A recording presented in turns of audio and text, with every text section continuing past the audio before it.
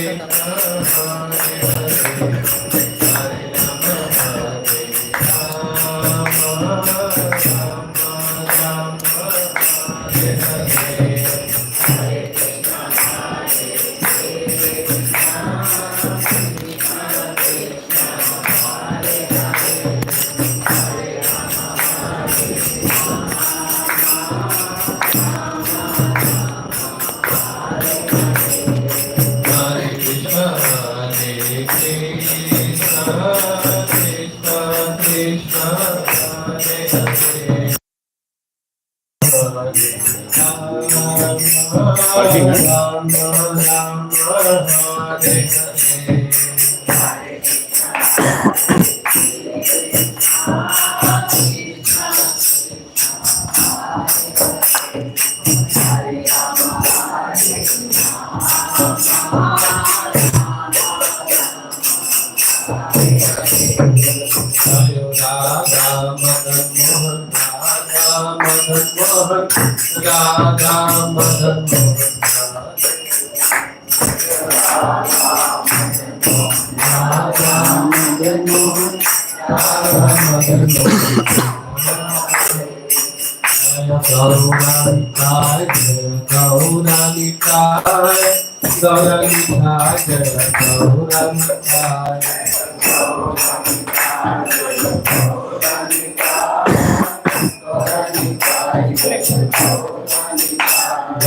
Jaya Prabhupada,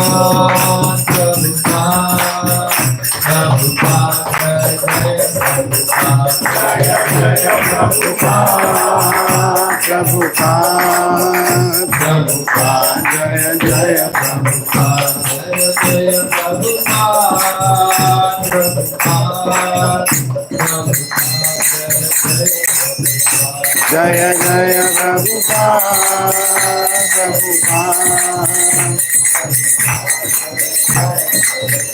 Jaya Jaya Gurudev, Gurudev, Gurudev, Jaya Jaya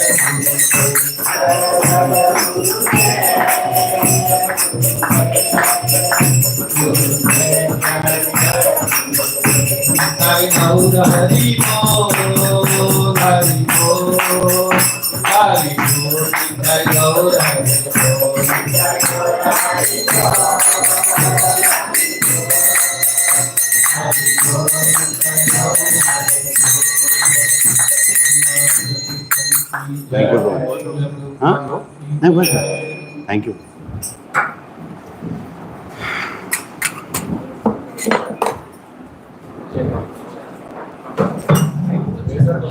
Thank you, bro.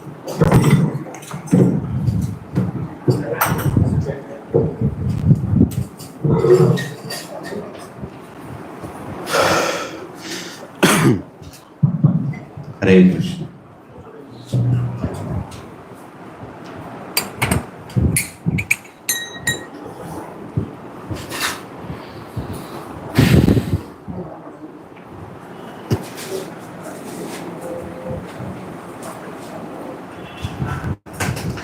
Jai Radha Madhava Kunja Bihari Vijana Vallabha Girivardhari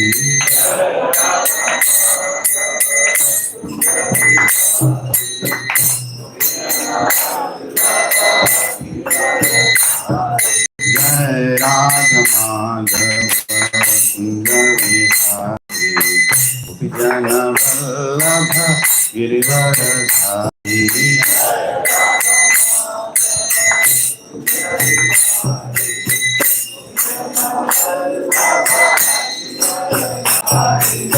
Yashodanandana Prajanarindana Yamuna Tiravana Sari Yashodanandana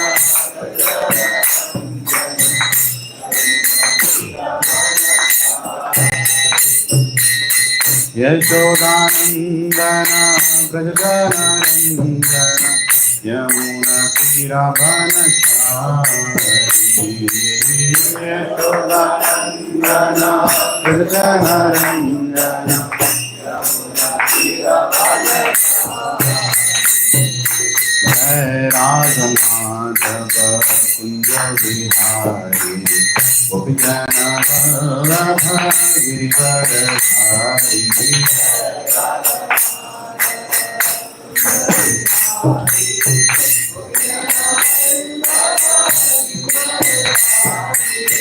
Yashodanandana Brajajanarandana Yamuna Tirabhanachari Yashodanandana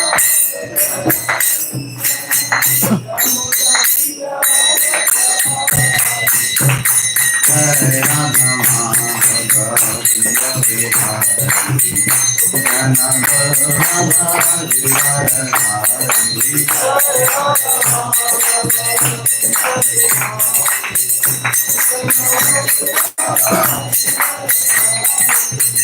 Yashodanandana Brajajanarandana Yamuna Tirabhanachari Yashodanandana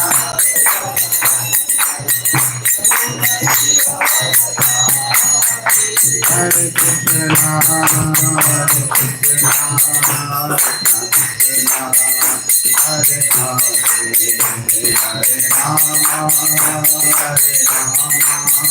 Rama Rama Hare Hare Hare Krishna Hare Krishna Hare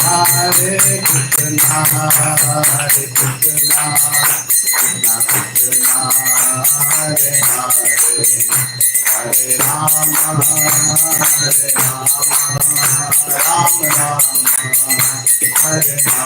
Rama Hare Hare Hare Krishna Hare Krishna Hare Krishna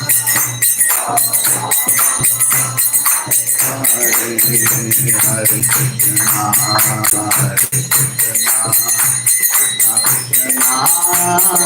Hare Rama Hare Rama Rama Rama Hare Hare Hare Krishna Hare Krishna Krishna Krishna Hare Hare Hare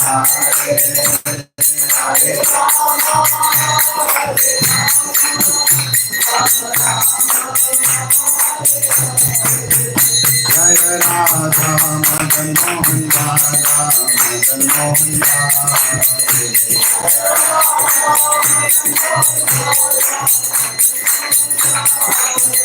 Jaya Radha Gopi Vallabha Radha Gopi Vallabha Jaya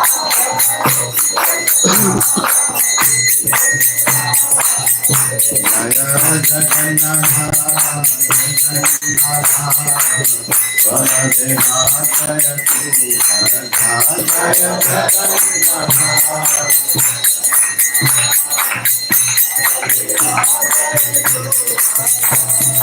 Jagannath Nayana Patarami Nayana Patarami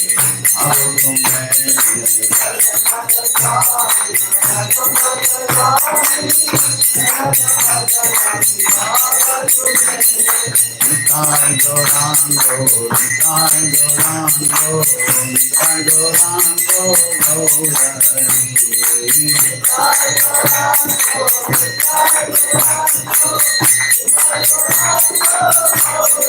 Jaya Shakti Nandana, Jaya Shakti Nandana, Jaya Shakti Nandana, Gaura Hari.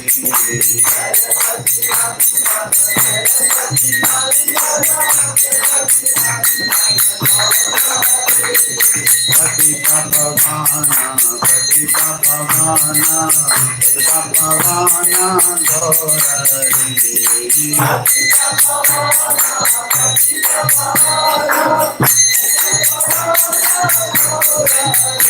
Jaya Jaya Prabhu Prabhu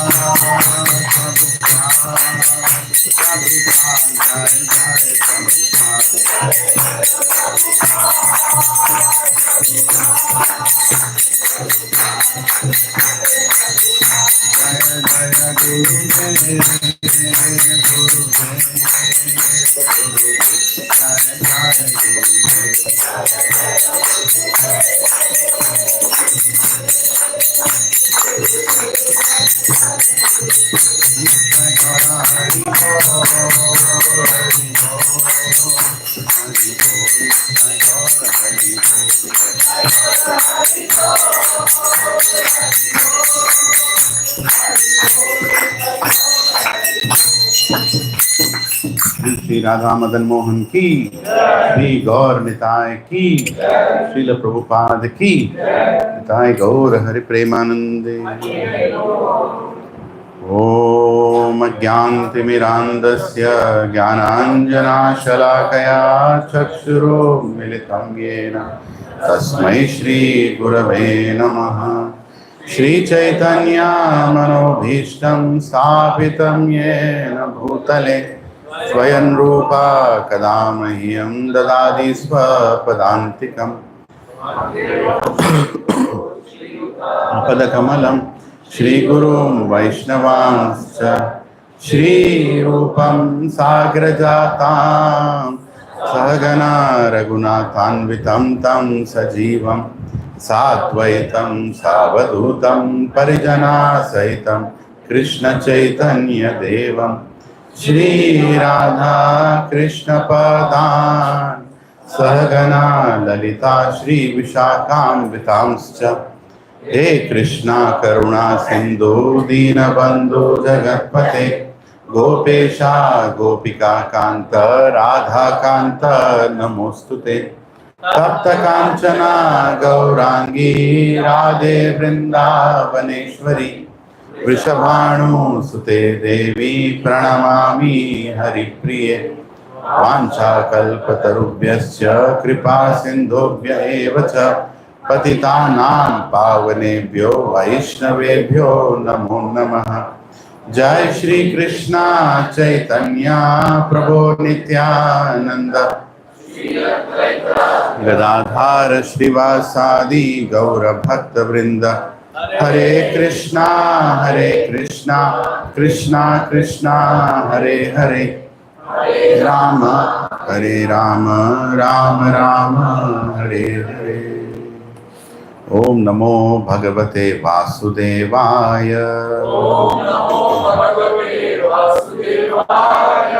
ओम नमो भगवते वासुदेवाय। ओम नमो भगवते वासुदेवाय।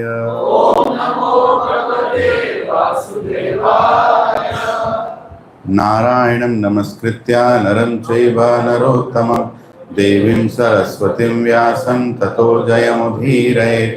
नष्टप्रायेषु भद्रेषु नित्यं भागवत सेवया भगवती उत्तमश्लोके भक्तिर्भवति नैष्टिकी। कृष्णाय वासुदेवाय देवकी नंदनाय च नंदगोपकुमाराय गोविन्दाय नमो नमः। नमः पंकजनाभाय नमः पंकजमालिने नमः पंकजनेत्राय नमस्ते पंकजांग्रये। नमो महावदन्याय कृष्ण प्रेम प्रदायते कृष्णाय कृष्ण चैतन्य नामिने गौरत्विषे नमः। नमो ब्राह्मण्याय देवाय गौ ब्राह्मणाहिताय च जगद्दिताय कृष्णाय गोविन्दाय नमो नमः। नमः ओं विष्णुपदाय कृष्ण पृष्ठाय भूतले श्रीमते भक्ति वेदांत स्वामी निति नामिने देवे गौरवाणी प्रचारिणे निर्विशेष शून्यवादी पाश्चात्य देशतारिणे। जय श्री कृष्ण चैतन्य प्रभु नित्यानंद द्वैत गदाधर श्रीवासादि गौर भक्त वृंद। हरे Krishna Krishna Krishna Hare Hare Hare Ram Ram Ram Hare Hare.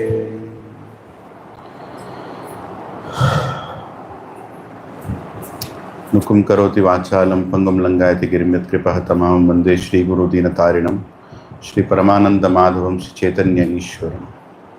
Om apavitro pavitro va sarvavastham gatopi va yat smaret pundarikakshah sahabhyabhyantaram suchi.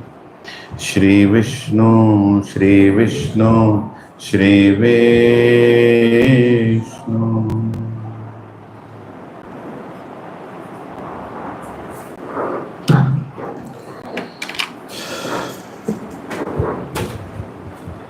Hare Krishna.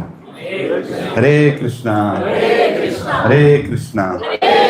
Krishna Krishna. Hare Hare. Hare Ram. Hare Ram.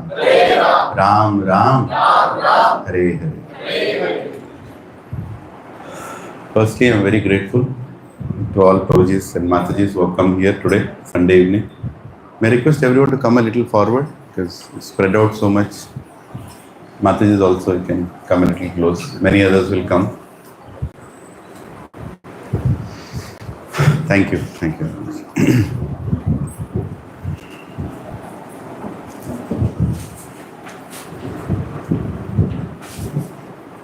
I was reading this chapter in Srimad Bhagavatam today morning. Didn't plan to read it that way, but my chanting was not good. I was struggling with my chanting today. Even one round I was not able to do properly. I don't know how many of you face that problem, but it was really bad for me today. Then I thought, okay, let me read something from Bhagavad. I'll read something and I'll chant for some time. I'll read something, I'll chant for some time. Let me try that model. I'm not recommending that model. That's not authorized or anything. I said, okay, let me do that. Then I just opened 11th canto. Don't ask me why 11th canto. And then I opened Aila Gita. It's a very heavy chapter. I know that it is. I read it long time ago. And I said, okay, my chanting is not good, so let me read something which will push me towards proper chanting. And my God, the verses that were being spoken by the king, Pururava, to, what he was revealing to Lord Krishna. It's a big story of Pururava. I'm not going to get into that. 3 times in Bhagavad. This is one of the stories which comes 3 times in Bhagavad. Once it comes in the 2nd canto or 1st canto, I don't remember. But again it comes in between and again it comes at the end. Right? 9th canto, right? Yeah. So, there the king is describing, he's actually falling at the feet of Supreme Lord and he's saying, please forgive me. I messed up my opportunity of being a human being. I could not make the right choices. The whole Aila Gita is asking forgiveness only. And he's revealing his helplessness. At the same time, he's shamefully admitting what all he did. And being a great devotee and a great king and gone into the history of one of the greatest Vaishnavas, he fell for the beauty of a woman. Man or woman doesn't matter. I'm just saying, opposite sex. That's the way. And he got so much affected by that, he lost his complete intelligence. Complete intelligence he lost. There was a point, that was Urvashi, by the way. Urvashi was the one who got attracted to him because he was a great king. And Urvashi felt I should marry him. And I'm tempted to get into the story, but I'll not. So, there comes a point where he's so much attracted to her bodily beauty that he wants to come out of it, but he's not able to.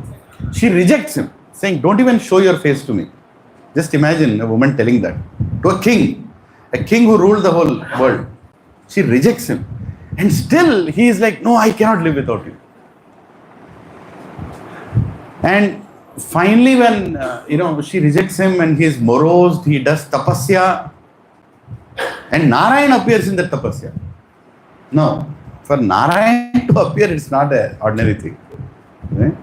And Narayan appears in the tapasya and see what he asks. He says, Narayan, I want Urvashi.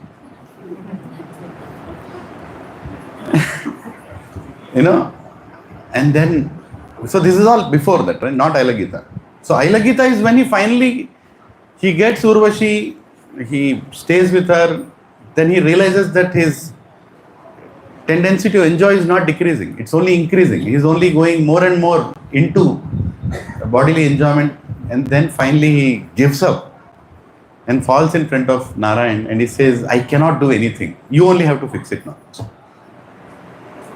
And he admits, and some verses that he uses there, Provision Mataji, are so gross. One of the verse that really affected me to chant properly after that. That verse I'll tell. He says, a human being who is attracted to the flesh, mucus, pus, bile, blood, bone, stool is equal to a worm. Is equal to a worm. That's what he told. Right? What is a worm attracted to? Right? Immediately what I did, I'm not again recommending, you don't do that. So I went to YouTube. I said worm in a stool. Search. Right? So it showed me different worms in different situations. Horrible, like somebody's leg is injured, some medical record video, it got all pus, everything, and then worms are coming out of that, right? Some food is contaminated, out of that worms are coming out, and the worms are coming out in ecstasy. I'm like, ooh, going out, looking at each other, I don't know if they have eyes or not, right? And then I read the verse again. He says that is my, and he's admitting in front of Narayan. Hey Narayan, that is my situation. My situation is equal to that worm. That it is attracted to the same mucus, pus, bile, filthy things, right? I mean, hair of the body. And my situation is also like that, just like the worm. How do you pull me out of this? You only take care of this. I cannot control this lusty desire. I cannot, I know that it's Maya. In fact, there is one more verse where it says that Maya is appearing in the form of that woman, in the form of the woman's body. He is revealing everything. He is just putting everything in front of Narayan, and then Bhagavan Vacha, it comes. And he is speaking to Uddhava. It's Uddhava Gita. Uddhava Gita mein Aila Gita. It's coming through. And he says that, Narayan says, now that he has surrendered to me, Uddhava, he'll be out of this effect of Maya energy. We cannot, Prabhuji.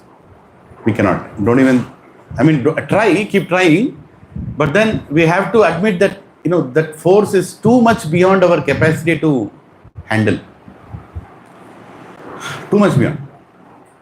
We know everything is there. See, even if you look at my face right now, right? I don't know how good or bad it is, but if I just remove a millimeter layer of skin, you can't see my face. Fraction of millimeter, I'll just pull it off, peel it off, you can't see my face. And what to speak of somebody cuts, and what comes out, right? Filthy things. It smells. The other day my son was saying, he's just started studying medicine. Now he tells me what is going on. So he was telling me one patient came in the hospital and some weird infection he had in the private parts. Some infection name he told. I'm always bad at those medical terms.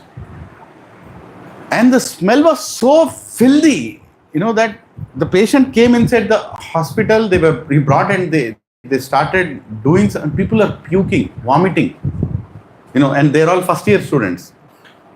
They're seeing that, they're going out and vomiting. It was so horrible smell. And it was like, not like contained to that part where the patient was. It was literally spreading and moving to part and part. They had to close the doors and apply different things. So you can imagine what this human body is. We can imagine, but still we can't, that's Maya. That's Maya for us, right? It still makes us feel attractive, right? Somebody wants to be attractive, somebody is attractive. And then, why I chose to speak about this today? Today I'm going to speak about beautiful Katha of Rasikananda Prabhu. But why I spoke to speak this today is because Krishna ends that beautifully. By Aila Gita ends with a beautiful note where Krishna says that Uddhava, if somebody, first of all, people who want to come in spiritual life, they should try not to associate with materialistic people, especially women and people who are attracted to women or opposite sex. Very clearly he told, blunt, straight. He told that in Bhagavad Gita also, Bhoga Ishwarya, Prashaktanam Taya Chetasam, Vyavasayatmika Buddhi, Samadhavinvidya. Many places he says that. But here he puts it again in Aila Gita. And then he says one more thing. He says that don't, first of all, don't associate. And second, he says what to do. He says, be in association of saintly people, and that is the only way to cure this disease of lust. There is no other way. So why am I telling this? Because we might have heard this many times. I know we have heard it many times. I also heard it many times. But the impact was different. When after reading that, it's like clearly telling the solution. You have fever, take a dolo. Right? So effect of dolo you'll only get when you have fever. Right? But that's a clear solution, right? You have fever, you take dolo. Something like that. So you have lust, take association of saintly people. That's it. There is no other medicine. It's antibiotic, it's surgery, everything happens when you are with saintly people. And then he goes one more step. Lord Krishna goes one more step and he says, even if you don't receive an instruction from your guru, which is very powerful, if you have a spiritual master, you're aspiring, you're initiated, doesn't matter. Even if you did not receive an instruction from a guru, even by hearing Krishna Katha from that guru is equally powerful to remove lust. Right? Even just sit down and hear what is he speaking. Just hear the Krishna Katha and that will be removed. And because it is about Guru, and today's whole Katha is about a relationship between a Guru and disciple. Right? So whole Katha. Today's. And last week when His Grace Dwarkadish Prabhu and Vishakha Mataji were here, they gave a wonderful class. Beautiful class, and I cannot forget. So I was then thinking, after all the gifts that were given, many of you took some gifts, many of you could not get, please forgive me, that we could not arrange. But I wanted to give something higher gift than, of course, that itself is the highest gift, Jagannath and his prasad and everything.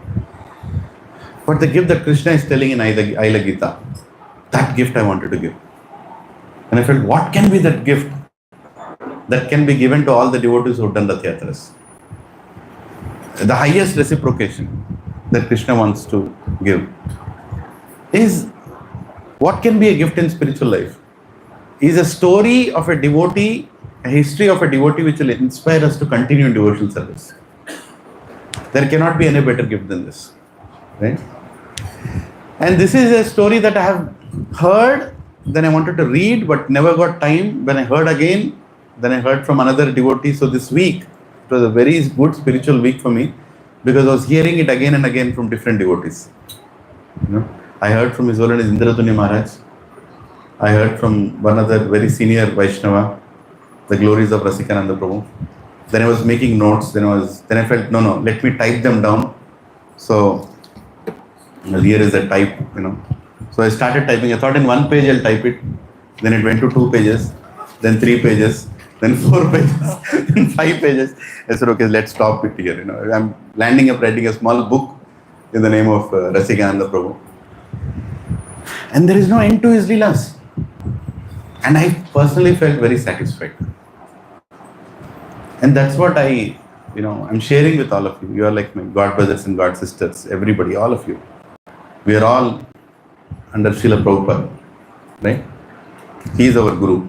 And we are all God brothers and God sisters. That, Prabhu, this works. What works? Reading Krishna Katha, hearing Krishna Katha, when we are going through some lows in our spiritual life, when Maya is attacking us, it works. Pakka, it works. It is working on me, so the medicine is certified. Right? And it is being told by Krishna himself that whenever we face any trouble with our spiritual life, with our chanting, Our senses are becoming uncontrolled. Our previous life desires are pulling us. Our decisions are not firm enough. Right? Our purity is being compromised. The only solution is here Krishna Katha. And more powerful than Krishna Katha is Krishna's Bhakta Katha. And that is Bhagavatam. Right? Bhagavatam is more than the story of Krishna. It is the story of Krishna's devotees. Right? Are we ready? I'm excited. I'm not a Katha Vachak. But I just want to share.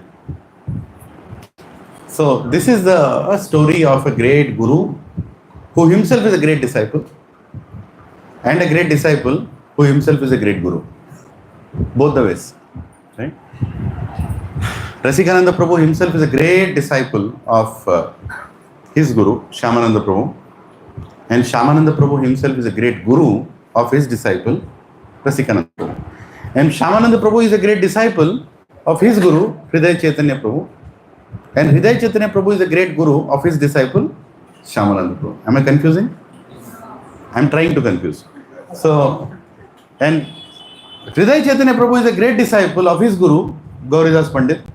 And Gauridas Pandit is a great guru of his disciple, Hridaya Chaitanya Prabhu. Prabhu is confused. And the disciplinic succession just keeps going up. It keeps going up. So, we cannot speak about Rasikananda Prabhu without speaking about Shyamananda Prabhu. It's all combined, right? So here is Gauridas Pandit, one of the great associates of Sri Chaitanya Mahaprabhu. And really, when last week, when we were here, last week, and I wanted to speak about Jagannath Katha, it's so planned that Akinchan Prabhu planned for Jagannath deities to come. And I was surprised because he only plans, who is going to bring which deity. And then today I wanted to speak about Rasikananda Prabhu, and Gaurnitha deities are here, Perfect, it cannot be so he is only deciding. Hare Krishna. So, Prabhu, what are the deity names, Prabhu? Deities here? Parent deities? Gaurnitha. That's it. Because normally, Maharajas give different names according to the mood of the deities. Like, we have Gaurnitha deities in our house, the name is Nitai Gauranga. Yeah, sometimes Nitai Sachinandan, like that. Different names. What are your deities' names? Sachinandan and Nityananda Rai. Yeah.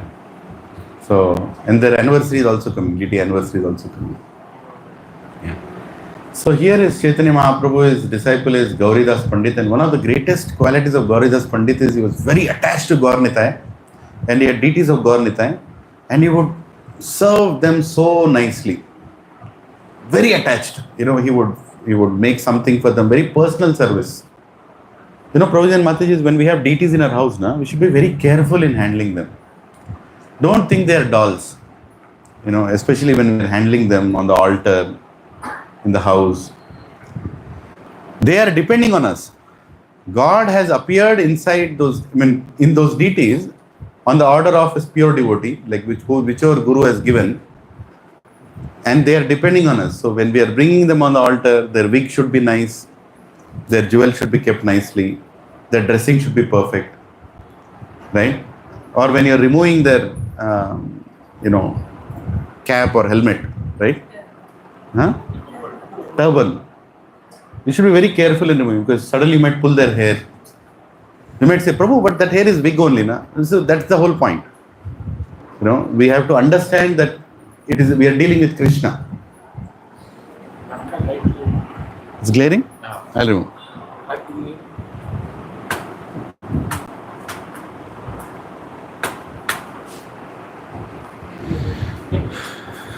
You need that? Am I visible to all of you? Huh? No. If light is less, I'm dark, so you can't see me. You decide. Yeah. Yeah, so you have to be very careful in dealing with them. Deities. In fact, Gaudiya Vaishnavism goes to a point where even pictures are dealt like deities. If you go to Mayapur in winter, you will see that picture is kept, blanket and shawl, and in the nights, only the face is left and they keep it like that. Prabhu, this means that we are recognizing the presence of Krishna. Right? So you have to develop that quality when you're dealing and seeing senior devotees.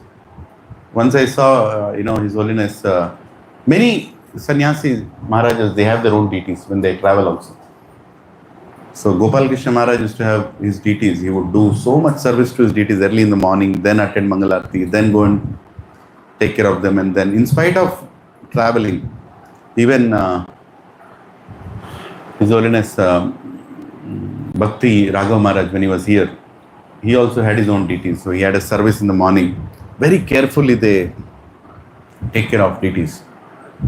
And Gaurnita deities are most recommended, not because you can treat them like the way you want, but they're very merciful. Right? They forgive you for their offenses. But that's not a license for us to treat them, whichever way you want. So sometimes when I see that devotees are not careful, it scares me. More than it pains me, it scares me. That, oh my God, some offenses are being committed. So be very careful about what you're giving them. So Gauridas Pandit was so attached to his Gaurnita deities. So he used to do a lot of festivals with them and make sure that Gaurnita are happy, and and then he got a personality. His name was Dukhi Krishnadas. His name was Dukhi Krishnadas. So when he heard that name, what is this Dukhi Krishnadas? So he told, you are a Krishnadas, you can't be Dukhi. If Krishnadas also is Dukhi, then there's a big problem. So your name is Sukhi Krishnadas. So he named him as Sukhi Krishnadas. No, this was not him. It was next. That was Hriday Chaitanya Prabhu. So Gauridas Pandit, he had a disciple called Hriday Chaitanya. Now how he named him as Hriday Chaitanya is because one day this devotee, he took those deities and he told that you take care of these deities, I'll go and come back. You take care of these deities. So this disciple, he was taking care of the deities. Oh, my guru has given me the deities, so I have to take care of them. And he kept them there and he was nicely taking prasad. But Gaur Purnima was coming. When Gaur Purnima is coming, you have to make arrangements. And Gaurnita deities are here. His guru is not to be seen. He gave the deities and he went. Gauridas Pandit. So he's like, what should I do now? Should I wait for my guru to come back and then may start the arrangements for festival? Or should I start the arrangements for festival now? He was in a perplexed situation. When as the date is coming closer, he felt that, I think I should start.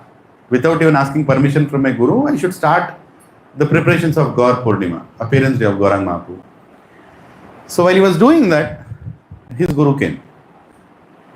And he went and invited a lot of people. Lot of them invited, Oh, Gaur Purnima is coming, here are the deities, please come, we're going to celebrate and all that. So his guru came, Gauridas Pandit came. He said, what are you doing? You invited, I heard you invited this, that. So where are you going to do? So it will be a big festival, you invited everybody. So said, Gurudev, sorry, I felt that we should do a grand festival. Something like that conversation happened. And he said, you should have told me before doing all this. This is a transcendental Leela. Guru is actually happy. Gauridas Pandit is very happy that he invited, but he's trying to test his disciple. Some kind of mellow between guru and disciple. You should have told me that you're doing this big. Who is going to get grocery? Who is going to get all this money and all that needed for the festival like that? He told, and suddenly his disciple felt, oh my God, what? Maybe I did something wrong. Maybe, something like that. He went and sat outside. And when he sat outside, somebody came, some very big rich merchant, he came there. And he looked at this disciple and he said, I think you are going to arrange for a festival. I want to give some grocery. I got lot of grocery for you. So he gave piles and piles of grocery and money to him and said, please do arrangements. And then he was, oh my God, everything Krishna is arranging. So he took that and gave it to his guru. Then his guru was very happy. So Krishna is arranging his own festival. Like that he thought. And while the festival was being arranged and all the festival celebrations are happening, suddenly his guru saw that deities are not there in the temple.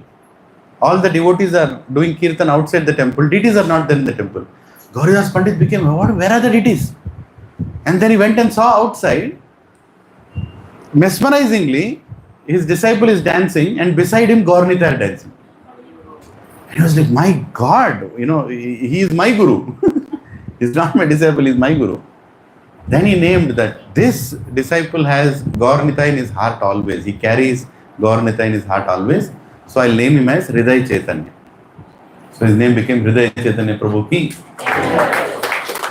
These are all real incidents, There are, if you go to those places where these pastimes happened, you will see all those, proofs of where he met, where the dance happened, which deities. The deities are still there, the deities that I'm talking about. Now, Hriday Chaitanya Prabhu, he also was taking care of, just see the ecstatic devotees that we're dealing with. Gaur Nitai are coming and dancing with him, right? That kind of devotee. So, Hriday Chaitanya Prabhu is taking care of these deities, and he sees another devotee who comes there, and his name is Dukhi Krishnadas. And he says, why are you Dukhi Krishnadas? Whoever named that name to you, I don't think it's the right name. You are Sukhi Krishnadas. I am renaming it Sukhi Krishnadas. Nicely you serve Gaur Nitai and nicely be happy in life. And then he saw that this Sukhi Krishnadas is very scholarly person. Not just a devotee with love and affection for Krishna, but even very intelligent. He can learn Vedas, he can recite Vedas, he can repeat. Then the Guru felt that maybe I will not be able to do full justice keeping him in Bengal, right? I think I have to send him to Vrindavan. Because one of the great scholar and devotees among the 6 Goswamis was Jiva Goswami. So he said, okay, Sukhi Krishnadas, you can go to Vrindavan. Go to Vrindavan and, learn Shastra, learn, serve Jiva Goswami, you'll be very happy. So Jiva Goswami is not again a normal, he is one of the most ecstatic, it's an extension of Vyasdev. They say that, final Goswami wrote so many scriptures, Sandarbhas, and very intelligent person, extremely. I told this once, that Jiva Goswami used to write one Sandarbha. Sandarbha is a conclusive understanding on a particular subject. So he would write on a palm leaf, and then those days you have to turn the palm leaf and write the next second page, right? And then another palm leaf, third page. And to understand one palm leaf, it will take nothing less than 4 or 5 hours for us. That is the kind of verse he will write, right? And they all will be in sequence. There are some devotees in ISKCON who have translated his Sandarbhas. I think Banu Maharaj has translated some of them. And there are some devotees who discuss those Sandarbhas. Radhika Vallabh Prabhu, Radhika Raman Prabhu, there are few Prabhus, very special in ISKCON. They can discuss those Sandarbhas. And amazingly deep Sandarbhas. You cannot just write, it's not like a bhajan or a poem. You are writing about a whole scripture in one verse, right? Or a whole sequence of understanding. So anyway, that is Jiva Goswami. So if he has to write page 1 and then he has to write page 2, he has to wait, because page 1 the ink has to dry. So he has to keep it there, and then he has to wait for page 2.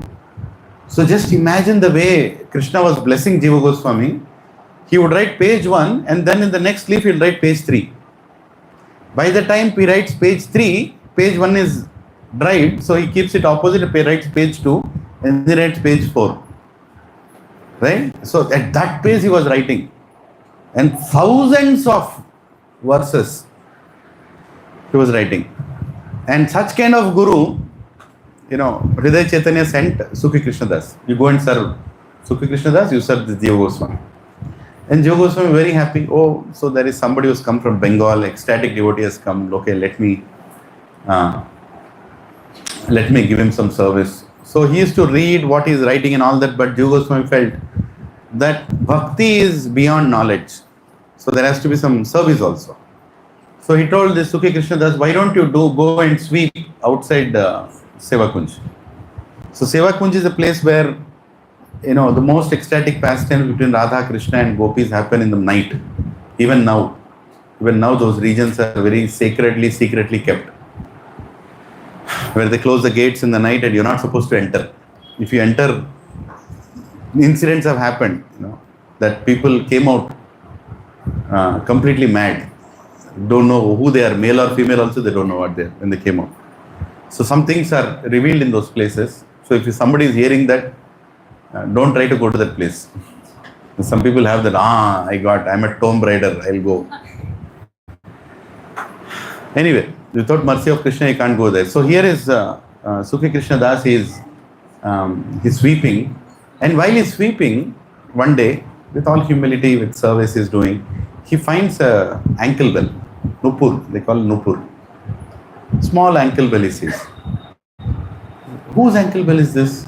Who can have ankle bell in a forest, in such a remote place? So he looks at that ankle bell. Now, speciality of that ankle bell is it is self-effulgent. See, normally if you have a jewelry, you put light on it and then it shines. If you go to all these jewelry shops, right? Whatever jewelry shops, they have so many lights, bright lights in the jewelry shop. Why? Because they want to cheat you. If those lights are not there, you will not buy, na? Stupid, useless jewelry it is, nothing is there. But if the lights are there, I want diamond, I want gold, I want this character, all that will ask. If the lights are there. The lights are not there, what is that? It's like a metal. I'm not discouraging either party. My wife is not here today, so I can speak on this. So anyway, this jewel was self-effulgent. It was like shining, and just imagine a jewel from the spiritual world. How will it be? You can't even imagine. So he's looking at this jewel and it is self-effulgent, it is shining. And Sukhi Krishna Das says, what is this? And then he picks it up, and as soon as it touches it, ecstatic feelings, Ashtavikara symptoms start coming in his body. Hairs are standing, suddenly tears are coming. He's completely, thinking about Krishna, and, something is completely transforming. It's just by touching it. And he's holding it, and then suddenly a small girl runs and comes there. Small girl. She comes and says, hey, that is my friend's, give it, she says. That is my friend's, give it. And he says, who are you?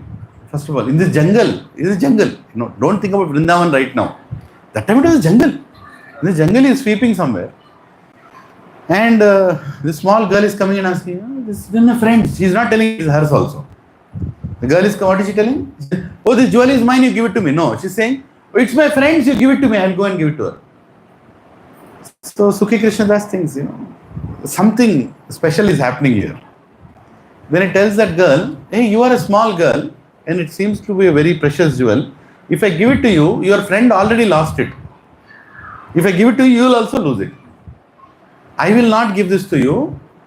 You take me to your friend, I will give to your friend only. Then that little girl, who is none other than Lalita Sakhi, right? She says, okay, so you want to give this jewel to my friend, but you look to be very dirty. You are sweeping all everywhere, all dust is there on you. My friend, she maintains everything very neat, clean, we are all in a very clean place, clean people. You look to be very dirty. I think you should take bath. Then I can take you. I will take you to a place where there you can take bath, you will become pure. And Sukhi Krishna Das is like, okay, nice, take me. So just little girl, just now, what is the conversation? Here is a great Acharya kind of person, right? Along with whom Gaur Nitai were dancing. Just understand who are you dealing with. A small girl, like 3-4-year-old girl, Manjari kind of girl. She is taking, him to the river there, Kund. And she says, you can take a dip here. And as soon as he takes a dip and he comes out of the water, he becomes a gopi. He becomes a gopi. And I forgot to write the name of the gopi, but yeah. So he becomes a gopi. And then, he just looks at him, completely has changed.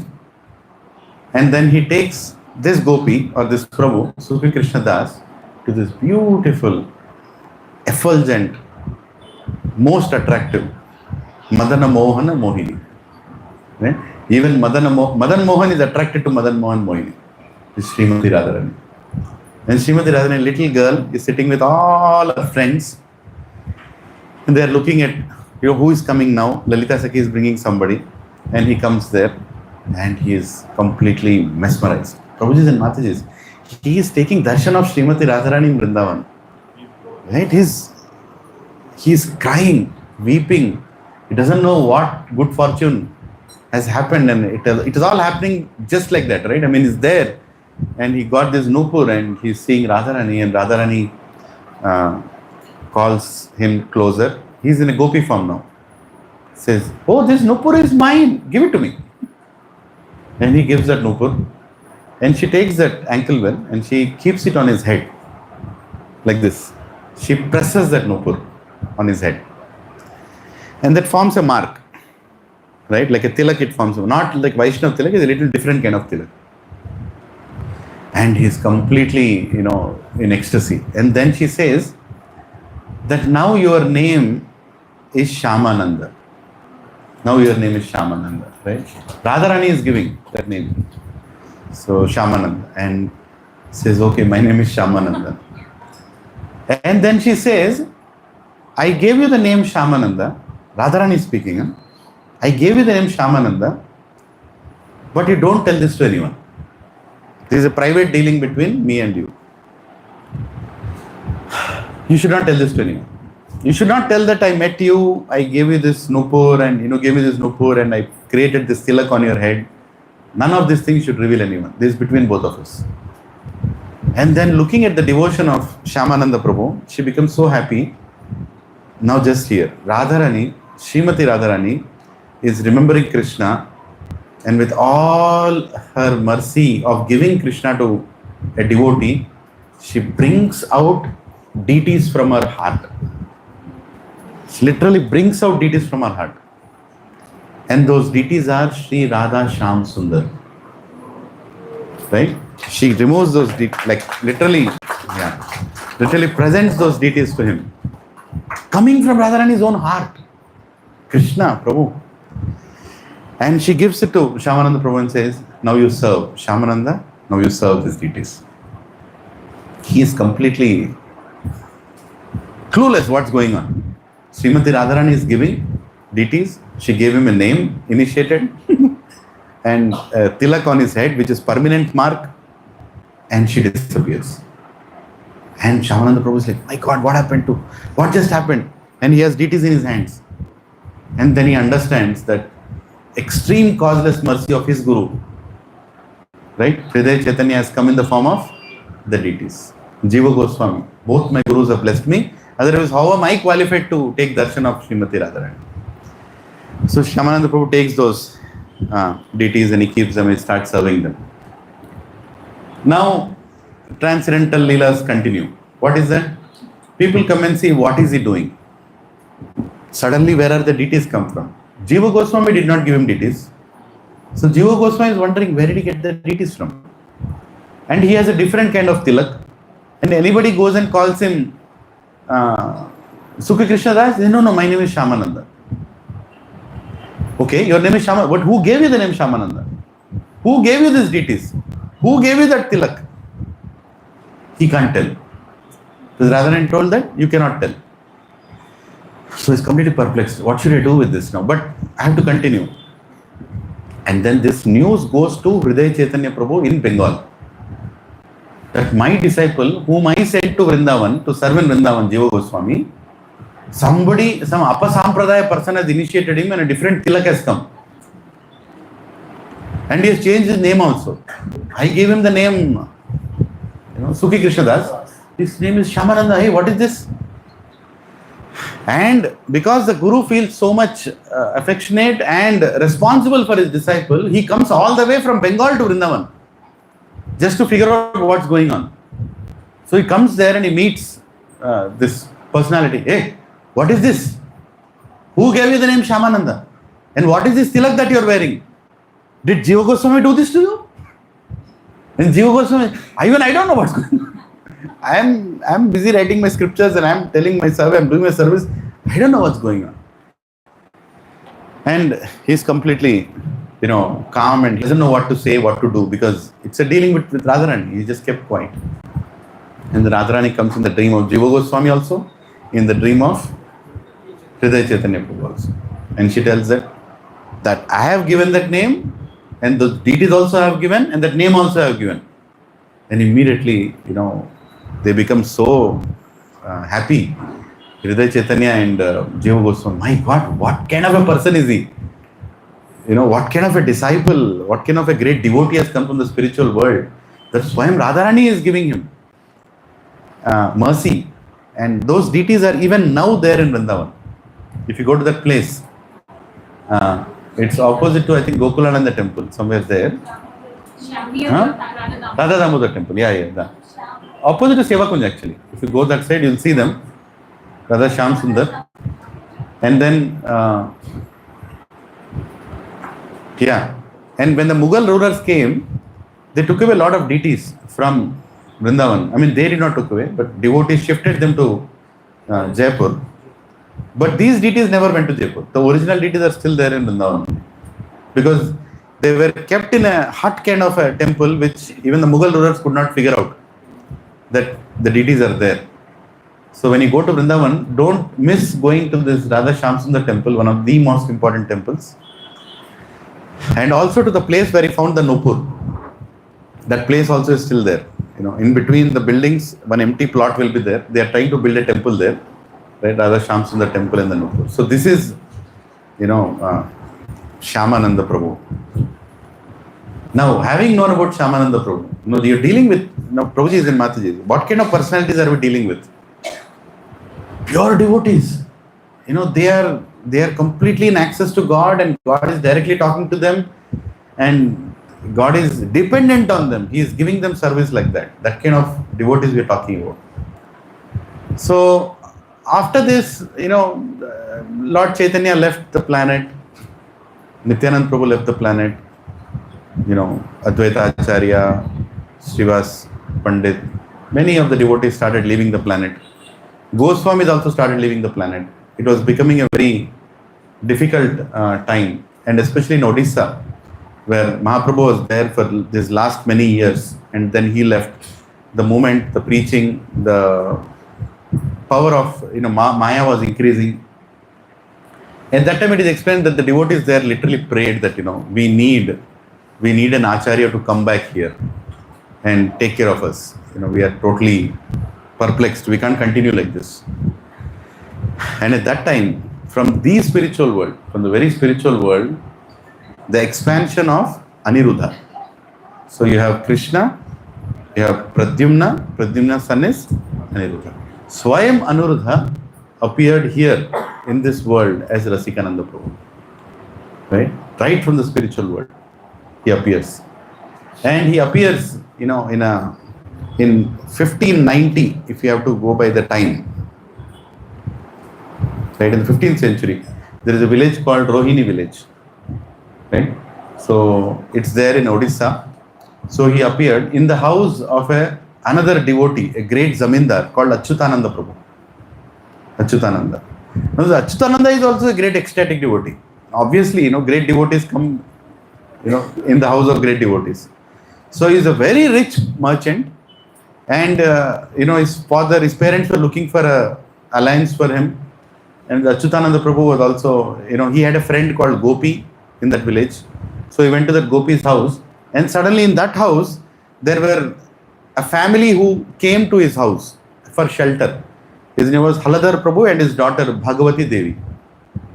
Haladhar Prabhu, his wife, and his daughter Bhagavati Devi. They came to take shelter in Gopi's house.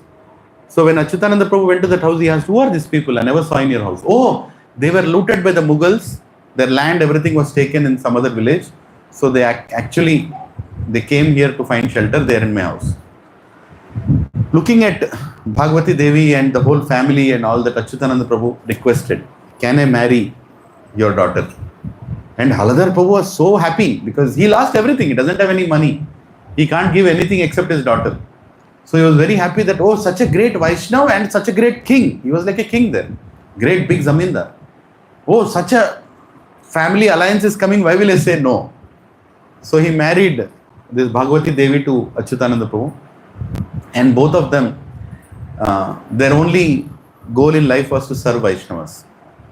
And at that time, the prayers of all the other Vaishnavas around was going on that, we need a great empowered soul to come and help us in this Krishna consciousness movement, to spread this movement. So at that time, with the prayers of all the Vaishnavas and with the service of Achyutananda Prabhu and Bhagavati Devi, a beautiful, effulgent child appeared on the day after Deepavali in Kartika Mas in 1590. And that Prabhu was Rasikananda Prabhu.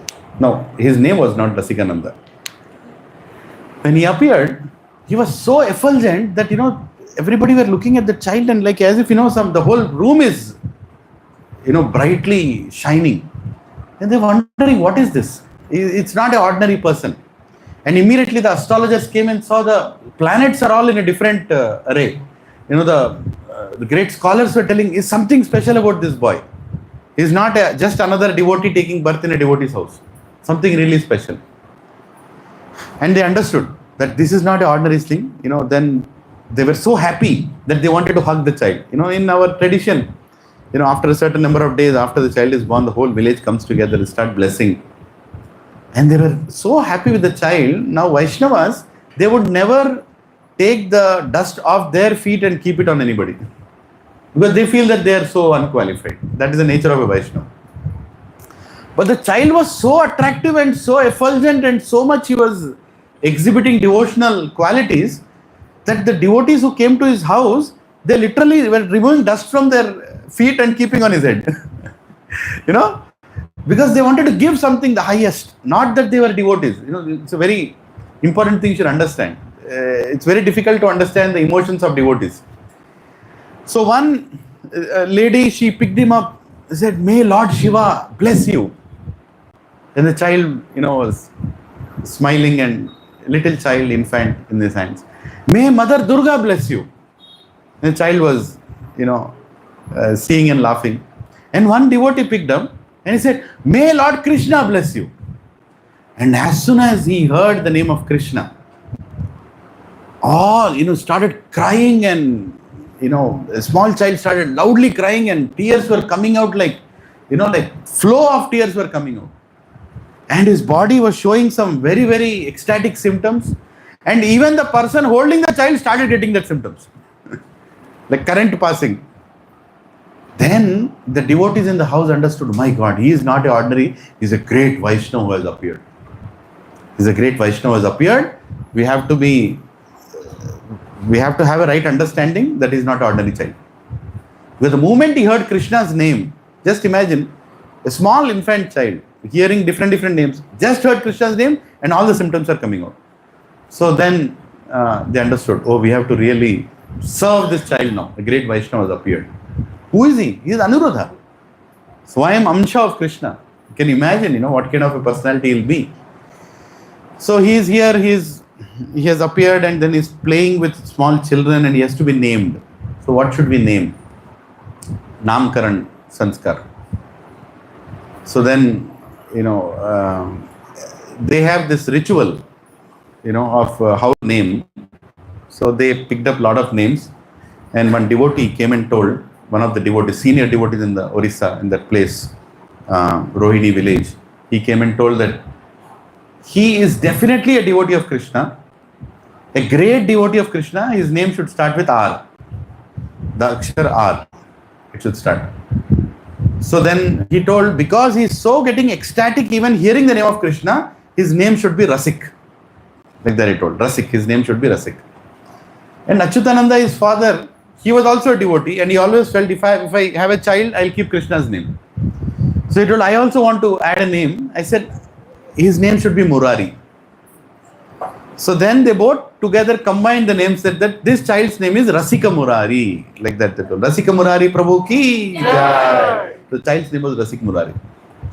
And his child was very special. Right from his childhood, from infant days. Now he's 6 months old. When he's 6 months old, they do the Annaprachanam ceremony, right? And they do the Akshara Bhyas also. They write, make him write. So there are things that they keep in front of the child, and he has to go and choose.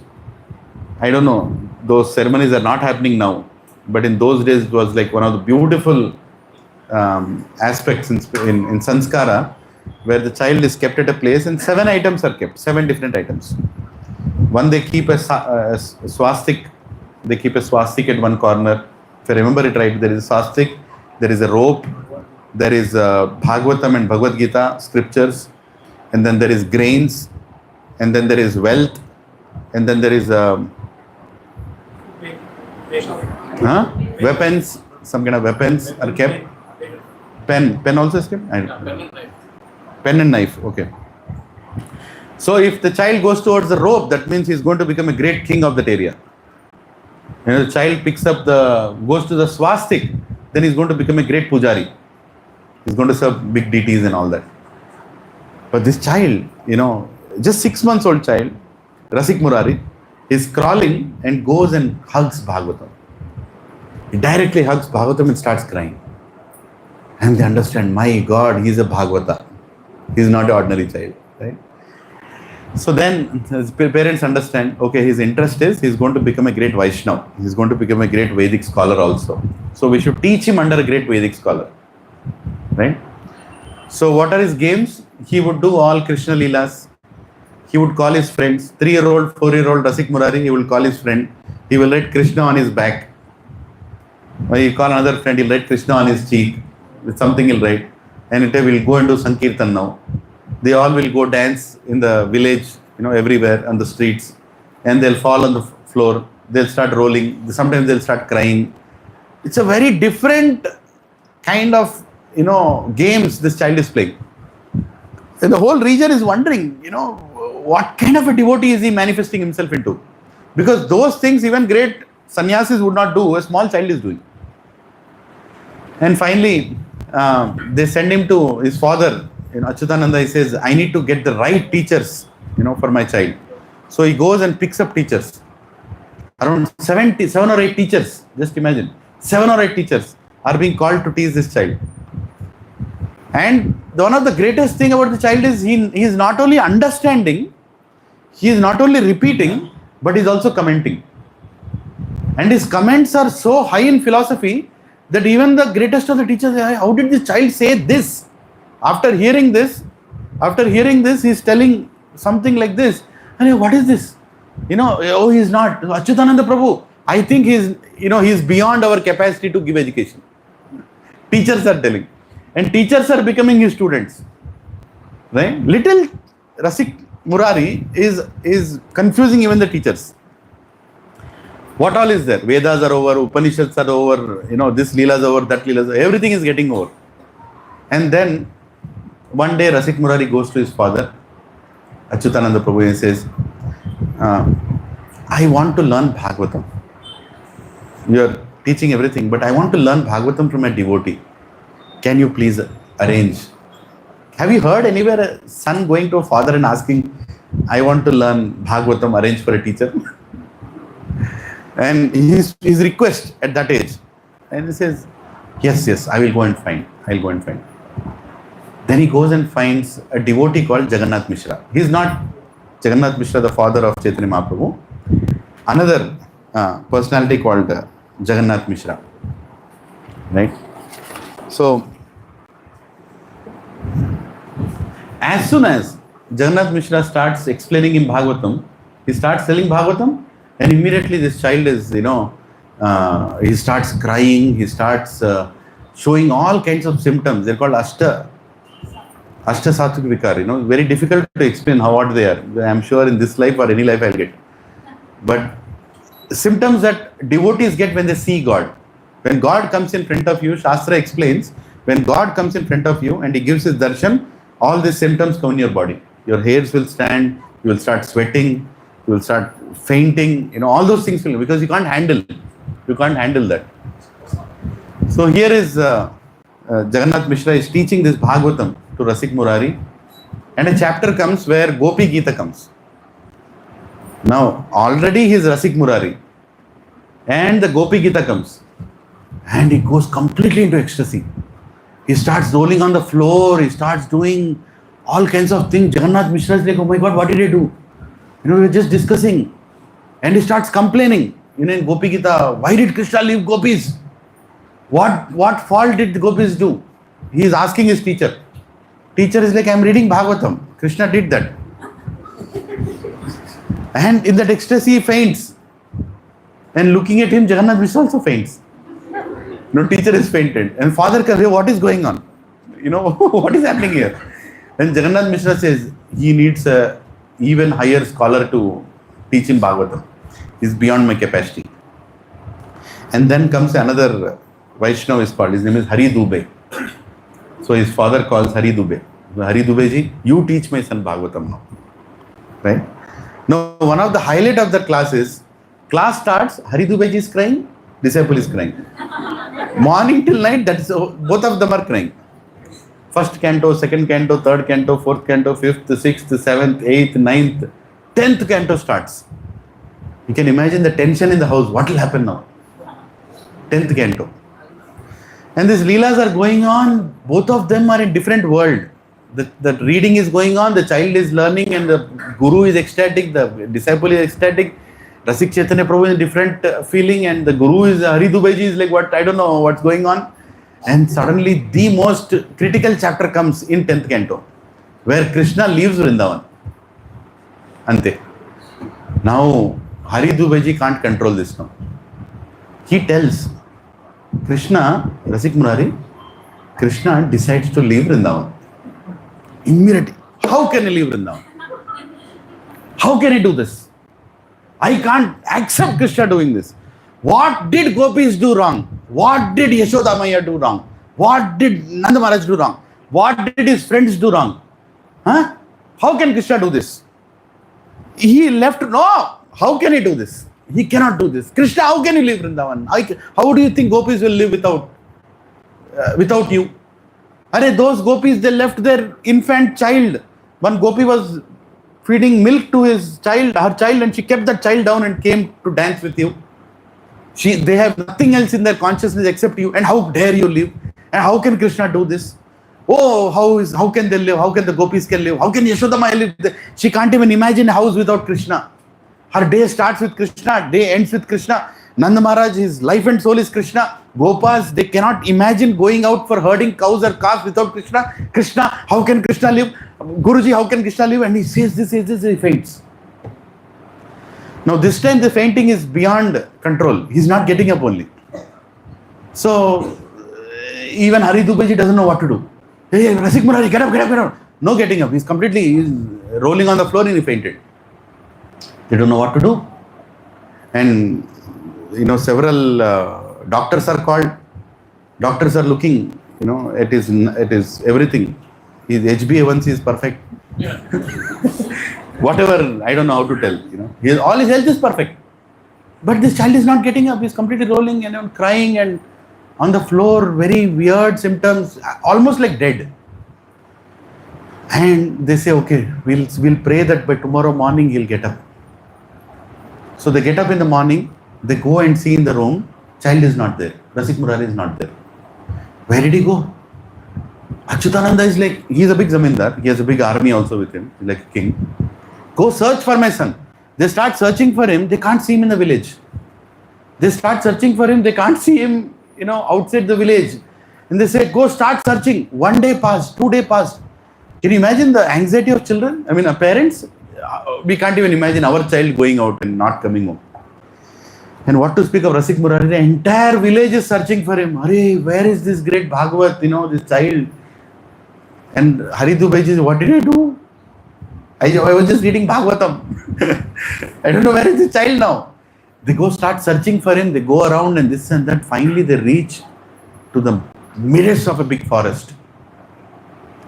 And in that forest, this child is lifting his hands like this and he's chanting, Hare Krishna, Krishna Krishna, Hare Ram, Ram Hare. He's just lifting his hands and chanting like this, and he's rolling on the floor, he's crying, he's chanting. And then the soldiers see, tiger is also chanting. Leopard is also chanting. Elephant is chanting. Don't ask me how they are chanting. If you want to try, you can go to Nehru Zoological Park. Go near a tiger and tell chant. It will. Don't do that. But point is, animals are chanting. Whole jungle is chanting. Bees are chanting, birds are chanting. Whole village, the whole jungle has become in a different way. And scriptures explain, acharyas explain, you can't explain this to anybody. So I'll end my explanation here. Because you can't understand. How can I tell what is happening there? Because even they could not understand. Animals are chanting. And this small boy is making them chant, and he is in separation of Krishna. And now they found out this child. They bring that child in the same ecstasy. He's still not in his conscience, he's completely forgotten himself. They bring him to this house. And Achyutananda Prabhu looks at Hari Dubeji. Hari Dubeji, can we do something? Hari Dubeji says, wait a second. I think I can do something for this. And what can a guru do to save his disciple? He writes a scripture. He writes a scripture called Bhagavatam Mruta. The name of the scripture is Bhagavatam Mruta. And he writes a scripture in that in such a way that he goes to Rasikananda, get up. I forgot to tell you. The next chapter is there. Krishna he left Vrindavan, that is true. But he came back. It is there in Bhagavatam Mruta. And Rasikananda, he came back. Oh, Krishna is back. I knew that he will not leave Vrindavan. How can he leave Vrindavan? So many gopas are there. He has to come back. Then Hari Dubeji, Ammaya. He is there. He is there in this world only. Now, this is the situation of Rasik Murari. You can't be imitated or understood also. Then his father is thinking, this personality has to be handled now. And he has to be put into order because he is going out of order. Best thing is get him married.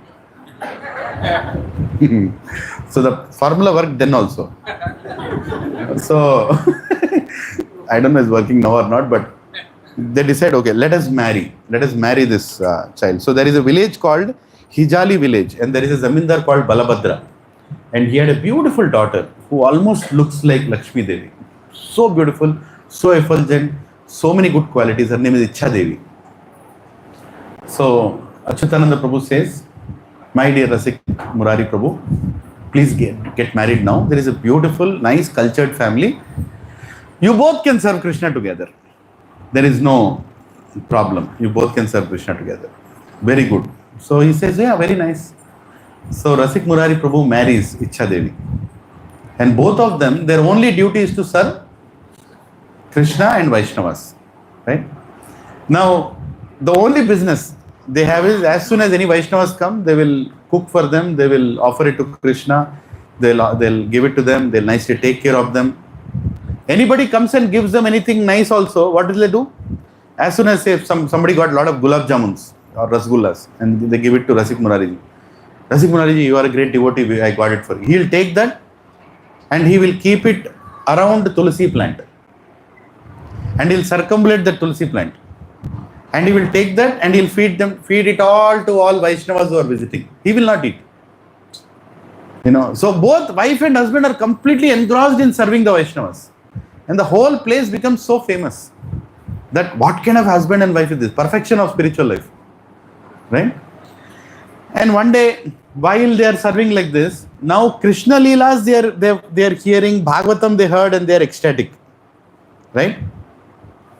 Now, some Gauranga Mahaprabhu's devotees start coming to that village. Now, Krishna Leela is at one level, Gaur Leela is at another level. Right? If some of you have still not started reading Chaitanya Charitamrita, then I request you, please start doing it. And if you feel that you have a heart problem, low BP, high sugar, you think you are going to die, immediately start.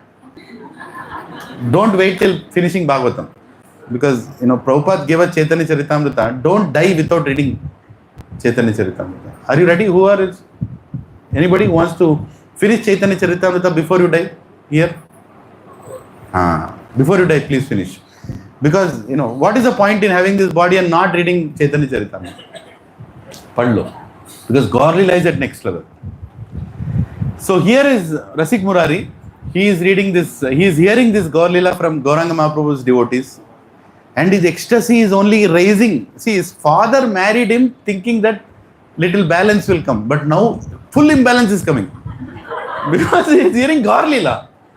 My God, both husband and wife are completely engrossed. in serving and hearing Gaur Leela. And in Gaur Leela, they hear about the 6 Goswamis.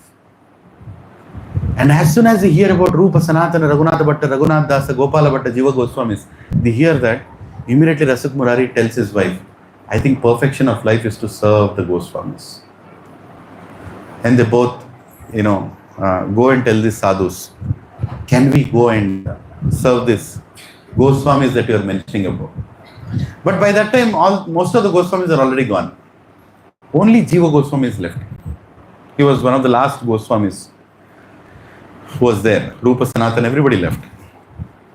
So they start thinking, how do we go and serve this Goswamis? Then looking at the desire to serve devotees, for the first time, Krishna himself appears in front of Rasik Murari. In his Tribhanga form, he appears. And when I was hearing a class of Indraduni Maharaj, just the appearance of Krishna Maharaj spoke for 10 minutes. How he appeared. So I'm not going to tell that because I cannot tell like him. But next time when Indraduni Maharaj comes here, if he comes here, which we all should pray, we are going to ask him, can you describe the same thing again? Should we ask him? Beautifully explains how Krishna appears in front of Rasik Murari. The Tribhanga form, the jewels, the whole entourage and the whole effulgence, and unbelievable, he appears. And tells Rasik Murari, I know you are eager to serve me, but my request to you is go and take initiation from a great guru. My great devotee is there. His name is Shyamananda Pandit. You go to him and take initiation. Like that he says. Right? So, Rasik Murari is like, Shyamananda Prabhu, I have to take initiation, but my dear Krishna, you have appeared in front of me. My desire whole life was to take your darshan. I was reading Bhagavatam and you are here, Swayam, you are in front of me. It was a total ecstasy, and Krishna always does this. He gave this beautiful darshan and suddenly disappears. He suddenly disappears. And as soon as he disappears, Rasik Murari goes mad. How can I live without Krishna after seeing Krishna? And same is the case with many devotees.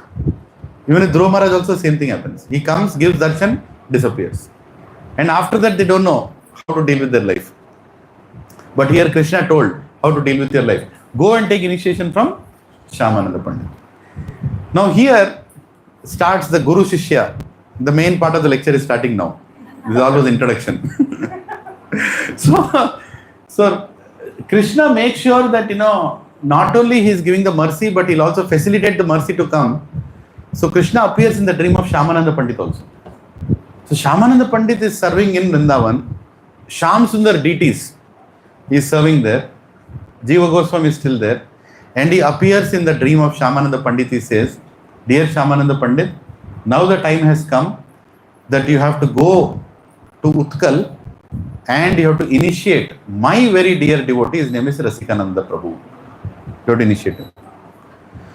Shyamananda gets up in the morning. Shyamananda Pandit. Was it a dream or was it a reality? Did Krishna really tell me? But why will Krishna ask me to leave Vrindavan? No. I don't think it was Krishna in the dream. Because why will Krishna ask me to leave Vrindavan? I don't want to leave Vrindavan. Radharani appeared here. I am serving here. Shamsundar deities are here.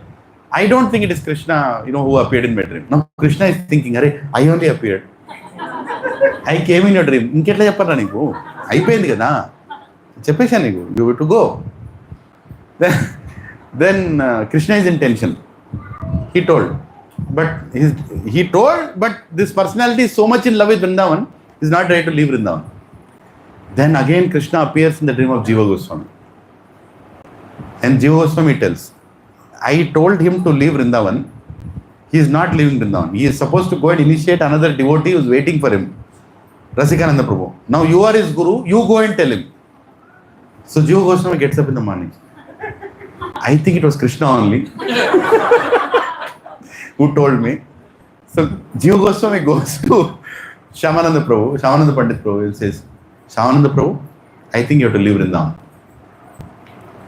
Then Shyamananda Prabhu understands that, Oh, so Krishna told me, but a guru's confirmation is more important than Krishna's confirmation. Right? So this is actually Guru Bhakti. Sometimes even Krishna comes and tells something, it's better to get confirmation from a guru. So he's confirmed. Oh, okay, Jiva Goswami, you are telling me, so I think I should go, but leaving Vrindavan? I don't want to leave Vrindavan. I don't want to leave this Vrajavasis, this whole environment. Where will I get? Then Jiva Goswami says, hey, Shamananda Pandit, you are a great devotee of Krishna. Radharani appeared to you. And you are trying to see love of Krishna only in Braj. Love of Krishna is wherever there is a devotee of Krishna, that is Braj. So you go. You go wherever he is telling you, you go there and do your service. That is Vrajabhumi for you. Go. So then he starts his journey. So Shamananda Pandit along with his disciples, Shamananda Pandit is very famous personality. Because everybody knows that, Radharani appeared to him and his tilak is different. His activities are different, So when he starts his journey along with the disciples, all the villages, wherever he goes, they stop him. Please, we want to serve you, we want to give an opportunity. One Mughal emperor, he becomes envious of, this great Shamananda Prabhu. He understands one great devotee is coming. He tries to create some trouble for Shamananda Prabhu. I don't remember the full story, but he gets a unbelievable dream. Next day, Manim becomes his disciple. He falls at the feet of Shamananda Prabhu. I'm so sorry, I wanted to do some trouble for you, but let me now facilitate your journey. Now I will only make sure that you have all the prasadam and everything, all the arrangements are being done when Shamananda Prabhu along with his devotees is going down to Utkal. Now he's coming from all the way from Vrindavan towards Orissa. Right? And just imagine the climax, the way a guru and disciple are going to come together. Rasikananda Prabhu is one side, along with his wife. He is running towards Vrindavan because Krishna came in his dream and told, go and take initiation from Shamananda Prabhu. And Shamananda Prabhu, he has been ordered by Krishna to go and initiate Rasikananda Prabhu. And both of them are coming, from one place to another place to meet each other. And then there is a place called Ghantashala. This place comes somewhere in the borders of Orissa, I believe. And there is a king called Vaikuntanath. He is the king of that place. No, not that one. So there is a king called Vaikuntanath. So he comes there and he sees Shamananda Prabhu has come. So Shamananda Prabhu is going towards Utkal, but he stops saying that, can you do one Bhagavad Katha and go? We want to hear Bhagavad Katha. You are such a great devotee who is coming from Vrindavan. Why will you come here again and again? Please, can you do Bhagavad Katha? On the request, Shamananda Prabhu says, okay, I'll do Bhagavad Katha. Since you are requested, I'll do it. So he starts the Bhagavad Katha. And at that time, Rasikananda Prabhu along with his wife is entering Ghantashala, that village. And as soon as he enters, he sees that the huge pandal, everything is made, everybody is getting, all arrangements are being made. Everybody is going and trying to sit in the katha, and then he goes and asks. Rasikananda Prabhu is asking, what is happening here? And they say, the great Shamananda Pandit has come to this village and is going to do Bhagavad Katha. Rasikananda Prabhu faints because he is going to meet Shamananda Pandit. Then Shamananda Pandit himself, he is not even crossed a long way. Shamananda Pandit himself has come all the way here. And he's completely ecstatic and says, okay, let me sit down here. Let me just sit down. So he sits along with everybody else. And Shamananda Pandit Prabhu is telling the Bhagavad Katha, the most ecstatic, when a devotee speaks Bhagavad, a different thing, Prabhu is. The way he explains the Leelas in Bhagavad, Krishna Leela, Prahlad Leela.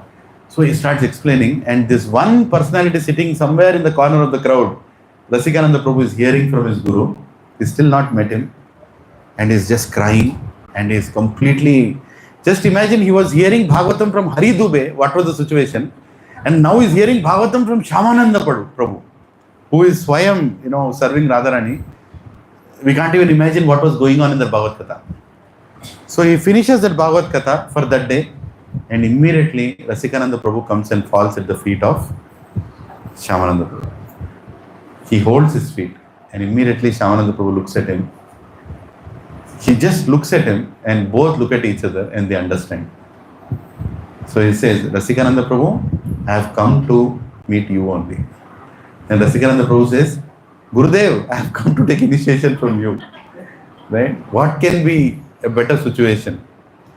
So both of them, they embrace each other. They both start crying. Prabhupada recently in the morning comment, he said, crying is one of the greatest ecstasies. Foolish people can't understand that. Because our crying is different. Right? When we cry, everybody laughs. Because we cry for such petty things. Right? But the cry of devotees is different. And many times even Prabhupada cried. Because when he's so happy with what Krishna is doing with him, service that he's giving, you start crying. And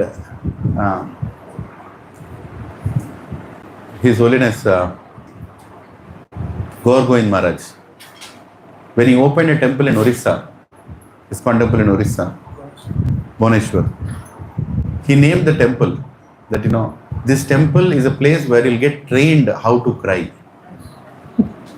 This temple is, there is a video. He told how to cry. You should know how to cry. Problem is people don't know how to cry. We become like stones now. We don't know how to cry. Chanting of Hare Krishna means to cry for Krishna. Gaur Govind Maharaj says, right? So here is Shyamananda Prabhu and here is Rasikananda Prabhu. Both of them are crying and crying and crying, and they are so much with each other. And then he says, Gurudev, my goal of life was to take your shelter. Krishna himself has asked me to come and take blessings from you. You are right here. Now instruct me. Now tell me what all I need. And then they start speaking so many different philosophies. Tattva Jnana, they start taking. Rasa Tattva, Nama Tattva, like that. All Tattva Jnana is happening. Good. Now this assembly is not ordinary. Shyamananda Prabhu and Rasikananda Prabhu. It is explained Shyamananda Prabhu is none other than Pradyumna. And his own son has come like his disciple as Rasikananda. Right? So he initiates. So till now he is what? Rasik Murari. Now looking at his happiness in serving Krishna and hearing, he says, now your name is Rasikananda Prabhu. Hari Bol. So Rasikananda Prabhu and Shyamananda Prabhu. Hari Bol. Yeah. So both of them, they are hearing Bhagavad, speaking Bhagavad. And at one point Rasikananda Prabhu says, Gurudev, I have one desire. I've been hearing Bhagavad from Hari Dubeyji, I heard it from Jagannath Mishraji, I heard it from many devotees. Now you also have told.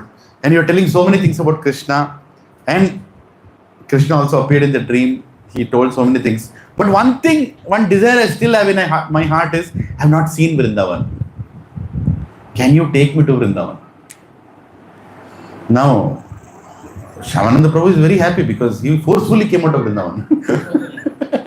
On his Guru's order. Oh, you want to see Vrindavan? Let's go to Vrindavan.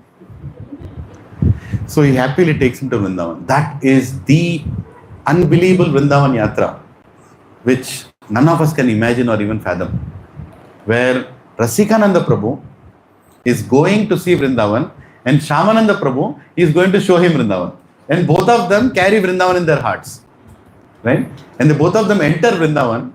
And as soon as they enter, at every spot, wherever he is telling the katha, both of them are falling on the floor, fainting, chanting, I don't know what they're doing. I forgot to tell that even his wife is initiated. His wife's name is Shyamadasi. Right? So he initiates Rasik Murari Prabhu as Rasikananda and his wife whose name was Icha Devi as Shyamadasi. So both the husband and wife, they are with their guru and they're going to each place and they're completely in ecstasy. And it is explained that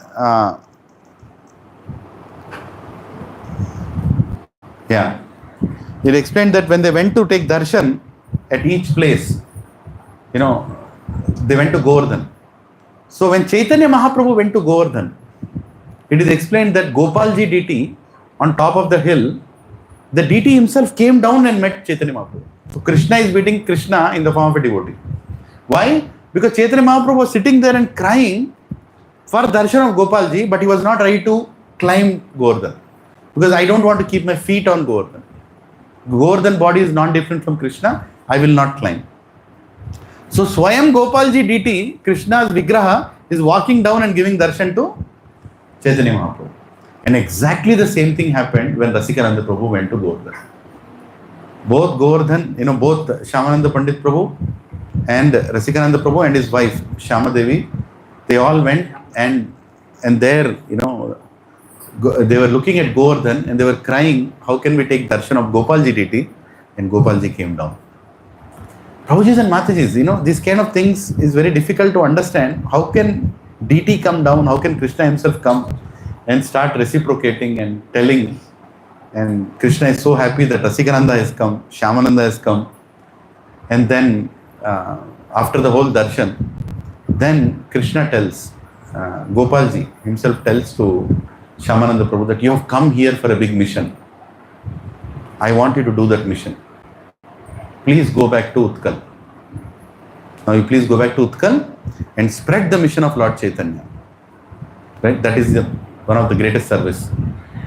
And you have to go and serve Vaishnavas in Utkal. That is in that region, you have to serve Vaishnavas. Like that, Gopalji says. And after Gopalji says, he looks at Shyamananda Pandit Prabhu. And Shyamananda Pandit Prabhu also looks at him and says, yes, you have to go. So both confirmations, Guru and Gauranga, both of them are telling, go. So immediately, with no more delay, both of them, husband and wife, they pay obeisances to Gopalji. They pay obeisances to their Guru, Shyamananda Pandit, and they get up and they start going to Utkal. So they travel back to Utkal in separation. Obviously, the amount of attachment that he carried for Hriday Chaitanya, to Shyamananda Pandit was unbelievable. We can imagine a life without a Guru, but it's very difficult to understand, how pure devotees, they cannot live without their Guru. They cannot live. They're completely in separation of their Guru. Either they are serving them without any other, keeping Guru in their heart at all times, or they just leave the body. Even when Srila Prabhupada heard the disappearance of Bhaktisiddhanta Saraswati Goswami Maharaj, in Prabhupada Lilananda, it is explained, he was completely broken apart. It was like end of his life. But he carried his instruction forward. That is what kept him alive. And the remaining part of his life, not a single minute or a second, he spent for anything except his service of his Guru. So in the same mood, he's getting from Rasikananda Prabhu and Shyama Devi Mataji, both of them husband and wife, they travel all the way back to Utkal. And when they go back to Utkal, they realize that his father, Achyutananda, has already left his body. Because they were outside for a long time, he already left his body. And the next thing that they see is his brothers, his father's brothers, they start fighting for the property. This land belongs to me, this land belongs to you, there is a whole property fight happening. And Rasikananda Prabhu looks at his wife, that can we do service here in this circumstance? So they have a small deity of Krishna in the house. So they decide, okay, let us take this deity and walk out. We'll go out of that place. So even though they were such rich zamindars, such great wealth they had, they just left all of it it's of no value. Because the goal that they've been given is to serve Krishna and Vaishnavas. That they can do anywhere. So both of them leave. Both of them leave that place. I don't know how much of it I'm covering, but whatever I'm remembering, I'm able to tell. There is actually a book called Rasikananda Prabhu. You can buy that book and read the whole pastime. Right? I'm just telling some important things, what I heard. So there is this place called Kashipur. There is a place called Kashipur. Outside that village, they come out of Utkal and they go to that place. And as soon as they go to that place, the glories of even Rasikananda Prabhu are already widespread in that village, in that place. So all the king in that place and all the people in that place, they say, you don't go anywhere, please stay here in Kashipur. We will arrange for everything, you can serve the Vaishnavas. We'll arrange for everything, you can serve. They say, okay, we'll stay in Kashipur and we'll start serving. So they start serving there in Kashipur. And one day, I think it is. Wait a second. Let me just make sure it is right. Yeah. So they arrange for all the paraphernalia for serving the sadhus and everything. And there their guru comes. Just imagine, Shyamananda Pandit Prabhu is coming to Kashipur. He comes there and he sees both his disciples there so nicely serving. And they have a deity in their hand, So then they look at the deity, he looks at the deity and he names the deity as Gopi Vallabha. Now this is not Krishna, it is Gopi Vallabha. So they start serving Gopi Vallabha and it becomes so popular name that the name of this place itself changes from Kashipur to Gopi Vallabhpur. Even now you can go and see the deity there. Gopi Vallabhpur is the place. It's a very, very important place in Gaudiya Vaishnava philosophy, where Rasikananda Prabhu did the maximum preaching. Gopi Vallabhpur. So in this Gopi Vallabhpur, anytime any devotees will come, they will be given nice place to stay, nice prasadam will be served, and there are many pastimes of Rasikananda Prabhu in Gopi Vallabhpur. So one of the pastime is once Hare Krishna. Who's gone? Okay. Hare Krishna. Yeah. So once Shyamananda Prabhu is telling a class, he comes to Gopi Vallabhpur and he is telling Bhagavatam class to, he's discussing this side or that side, something like that. He just looks, he is all the time engrossed in hearing. There is no way he can get distracted.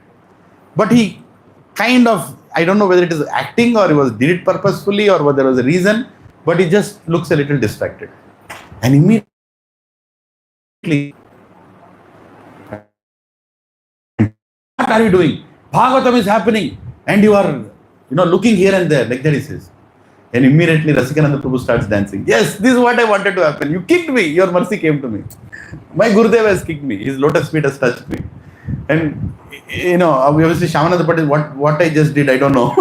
Why I kicked you, why it happened, why this happened. So, that is the kind of faith that he had in his Guru. So, another thing, speciality of Rasikananda Prabhu was, he had so much faith in the mercy of Vaishnavas that one of the first activity that he would do, as soon as the Vaishnava comes, he'll wash his feet. Any Vaishnava will come, he'll first go and wash his feet. And what will he do with that water? He'll take that water and he'll store it in a pot. And every day he'll drink that. His entire life he only drank Charnamrit. Nothing else. Entire life. His life is Charnamrit. And in Gopi Vallabhpur, even now if you go, I have not gone there. I don't know if you all want to go on a yatra to Gopi Vallabhpur. Someday, some way, it is still having those pots where he used to store the Charnamrit of all the Vaishnavas. So much he had affection towards the Charnamrit. It is explained that both husband and wife would get up in the morning, circumambulate the pots of Charnamrit. So much affection and so much faith they had in the mercy of Vaishnavas, that the water that is coming from the Charnamrit is so important. And there are many stories on the Charnamrit. Once, one king there, local king there, he came and told there was some curse, some Brahma Shapam or something on my family, that no king is lasting for more than certain years. Can I be relieved of this? And he told, there cannot be any greater medicine or any greater mercy than Charnamrit of the sadhus. He took some Charnamrit and gave it to that king, and the curse went away from his family. They got relieved. That is the power of Charnamrit. And once, Rasikananda Prabhu was serving, and one snake came and bit him. And the snake poison was so powerful, directly, the body color changed. And they felt that, oh my God, he is going to die. That is the gravity. You have to get the medicine. And he just said, what medicine are you searching for? Get that Charnamrit. And his faith was so much that they gave the Charnamrit, and in front of their eyes, all the poison left his body. He completely became, to normal again. Yeah. There are so many lessons to learn, right? The faith in Charnamrit. And once it so happened that Lot of sadhus came to Gopi Vallabhpur and they all were serving all the sadhus, and they brought the Charnamrit and they were keeping the Charnamrit and his order to his disciples. Now his disciples were very, very sincere to his orders. He also had very sincere, like Guru and Shishya, he also is a Guru, he has his Shishyas. He told, anybody will come, their Charnamrit I need. I need that Charnamrit. There is no question of not getting Charnamrit. So any sadhu will come, they'll go wash his feet, get the Charnamrit. So one day the Charnamrit was brought and he came and he did things wrong. And he said, Gurudev, what is wrong? No, you did something wrong. I'm not getting that devotional completeness by taking the Charnamrit. You did something wrong. Something you did wrong. What did we do wrong? Okay, let's go and check what did we do. He said, you missed some sadhu. You have not taken Charnamrit from sadhu. The sadhu has come here, but you have not taken. No, Guru Maharaj, we took it from everybody. Everybody we went and asked, we took it with the Charnamrit, we washed their feet. No, something wrong. You go and see again. So all his disciples, they went around and they searched. They found one sadhu, they remembered, they did not take his Charnamrit. Why? Because the sadhu told that he will not give his Charnamrit. And they remembered why? Because he had leprosy. The sadhu had leprosy on his body. So what you will do with the Charnamrit? Your Rasikananda will drink it. You are taking it from everybody. He is a great devotee. I cannot give my leprosy upon, this Charnamrit to anybody. First of all, I don't deserve to give Charnamrit to anyone. Leprosy I'll not give. So he told like that. Then his disciples went to Rasikananda that Prabhu, Maharaj, I think this is what happened. One person did not give. Immediately, can you imagine of the whole place and so many disciples? It's completely, somebody who has lost his soul, somebody who's lost his life. He starts running. Where is that sadhu? Where is that sadhu? How can he not give? How can I not get Charnamrit? So he goes and falls at the feet of the sadhu, and sadhu is like, what are you doing? Rasikananda, what are you doing? I have leprosy. He says, if you don't give your Charnamrit, there is no point in my existence. My Guru asked me to serve Vaishnavas. And if one Vaishnava is rejecting me by not giving his Charnamrit, my life doesn't have purpose. And he starts crying and rolling.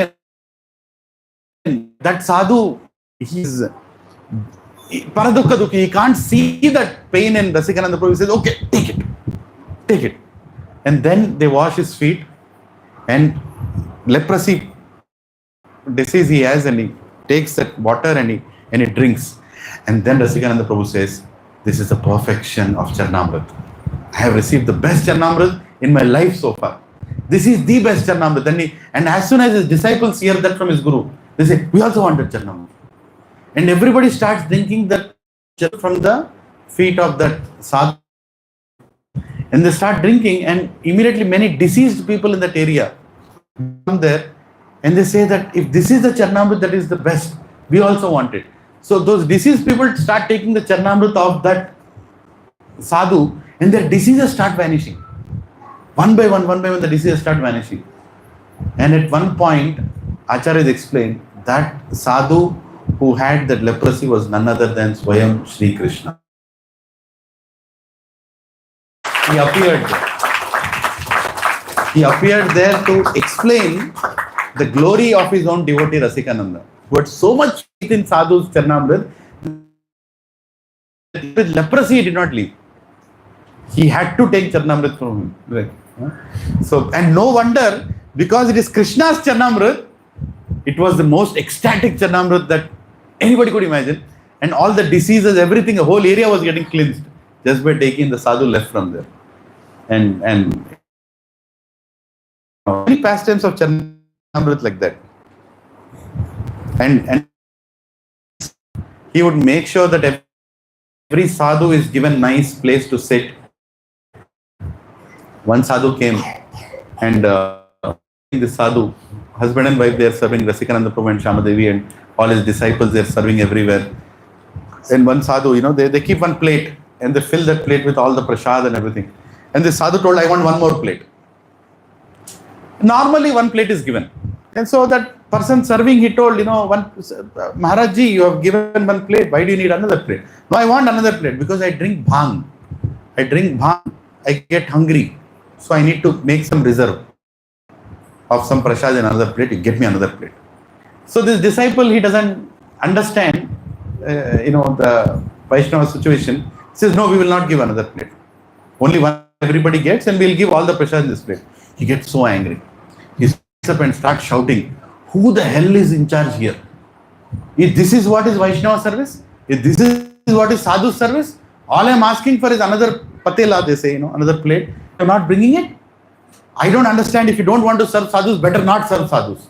Why are you acting like you are serving sadhus? Like that, he starts shouting. And the message goes from one person to another person, goes to Rasikananda Prabhu. Rasikananda Prabhu, Raj starts running and he comes there. What happened? Why are you shouting? Maharaj, what happened? Did anybody say anything wrong to you? What did they do? Taking care of the things here, you can tell me what you are taking care. I was asking for one more plate of prasad and you can't. What use is this? He just takes the prasad in the plate in which he was eating, he takes and splashes it on Rasikananda Prabhu's face. Whole plate he splashes like that. And entire prasad is everywhere, his body, it's fallen here and there. And all Rasikananda Prabhu are like shocked. What is this? All the other sadhus standing there are shocked. Hey, he's serving so nicely. How can you splash, the whole plate on his face like that? Great insult. And Rasikananda Prabhu, as soon as he gets that, now level. And he starts saying what hit his mouth. And he says, Maharaj, my desire of my life was I should get the Mahaprasad of a devotee. Nobody was giving me. Everybody is eating and going. They're not leaving anything. Today my desire is fulfilled. You not only splashed on my face, I got in my mouth, my whole body is covered with your prasad. Haribol, I'm very happy. That sadhu is like, what is this? He's embarrassed. First of all, in his anger, he did something very wrong. Rasikananda Prabhu splashed and he's embarrassed, and this personality is dancing. Rasikananda Prabhu, the prasad has come, Mahaprasad has come, Mahaprasad has come. And he says, I don't know what you're doing, but I'm sorry. I didn't mean to do like this. My dear Prabhu, please forgive me. Please forgive me. And then he says, no. Big offense happened. You asked for something. My disciples have not trained them properly. My mistake. My only here, and I'll. So he sat down there. He got another plate, 2 plates. So he filled this plate and he was personally serving that sadhu. And in between he asked, the sadhu asked, Rasikananda Prabhu, while he was feeding, asked, Maharaj, why were you asking for another plate? He said, see, the thing is that I take bhang. Bhang is like an intoxicant. And people who take bhang, they feel hungry at the time also. Normally, day. And this whole pandal is kept to serve sadhus at a certain time. When the bhojan time happens, everybody is served. But when you take bhang, they get hungry in the night also. So in the night, where will I go and get prasad? The whole pandal is closed, they will not get prasad. So for me to keep some reserve, if I feel hungry in the night, I want to keep another plate. That is the reason I am keeping that plate. Then Rasikananda Prabhu says, Arey Maharaj, why do you have to keep another plate? I will make sure that the pandal is open even during the night to serve you prasad. And the sadhu is like, what is this? Nobody does that. Normally after sunset, nobody serves prasad. You don't have to do that. He says, Maharaj, what more ecstasy and what more happiness can I experience when I am able to serve you at whenever you are hungry? Don't worry, you don't need to keep another plate. I will personally serve you. My disciples will personally take care of you. Whenever you are hungry in the night, the prasad will come to you. That was the service standard of Rasikananda Prabhu. No limitation of time, no limitation of amount of prasad, and what to speak of the attitude with which was being served. Right, Rasikananda Prabhu. Like the many leelas of prasad and how sadhu service was happening. I'll tell one more leela. Where once Rasikananda Prabhu was reviewing if the service is going on nicely. Is all the service going on nicely? All disciples are taking care of it nicely? Is everybody being served nicely? That is going around and seeing. And suddenly when he saw one sadhu, he was, what do you call that, using the hookah, right? They smoke the tobacco inside that hookah. They boil it and they have it. So one sadhu was blowing hookah like that. And Rasikananda Prabhu, he saw that sadhu, and sadhu looked at Rasikananda Prabhu. Immediately sadhu felt, oh my God, what did I do? I am smoking hookah. He is serving all the sadhus. I am such a contaminated sadhu. I am blowing hookah in front of Rasikananda Prabhu. He got up and he ran. Sadhu got up and he ran to another place.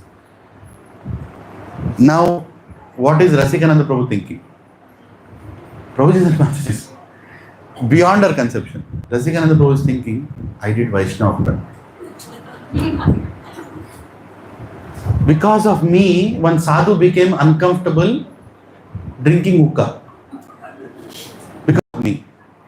If I would not have gone there, he would have peacefully sat there, he would have continued, the hookah. Oh Krishna, what did I do? How can I atone to this mistake? How can I? He was wondering, what can I do? What can I do? Where is that sadhu? The sadhu cannot be seen. So he gets to find out where that sadhu is. Finally finds out where that sadhu is. So Rasikananda Prabhu goes to that sadhu. And sadhu is, I'm so sorry. No. So I'm so sorry, I was drinking hookah. No, that's not the reason why I came to you. And he says, why you come to me?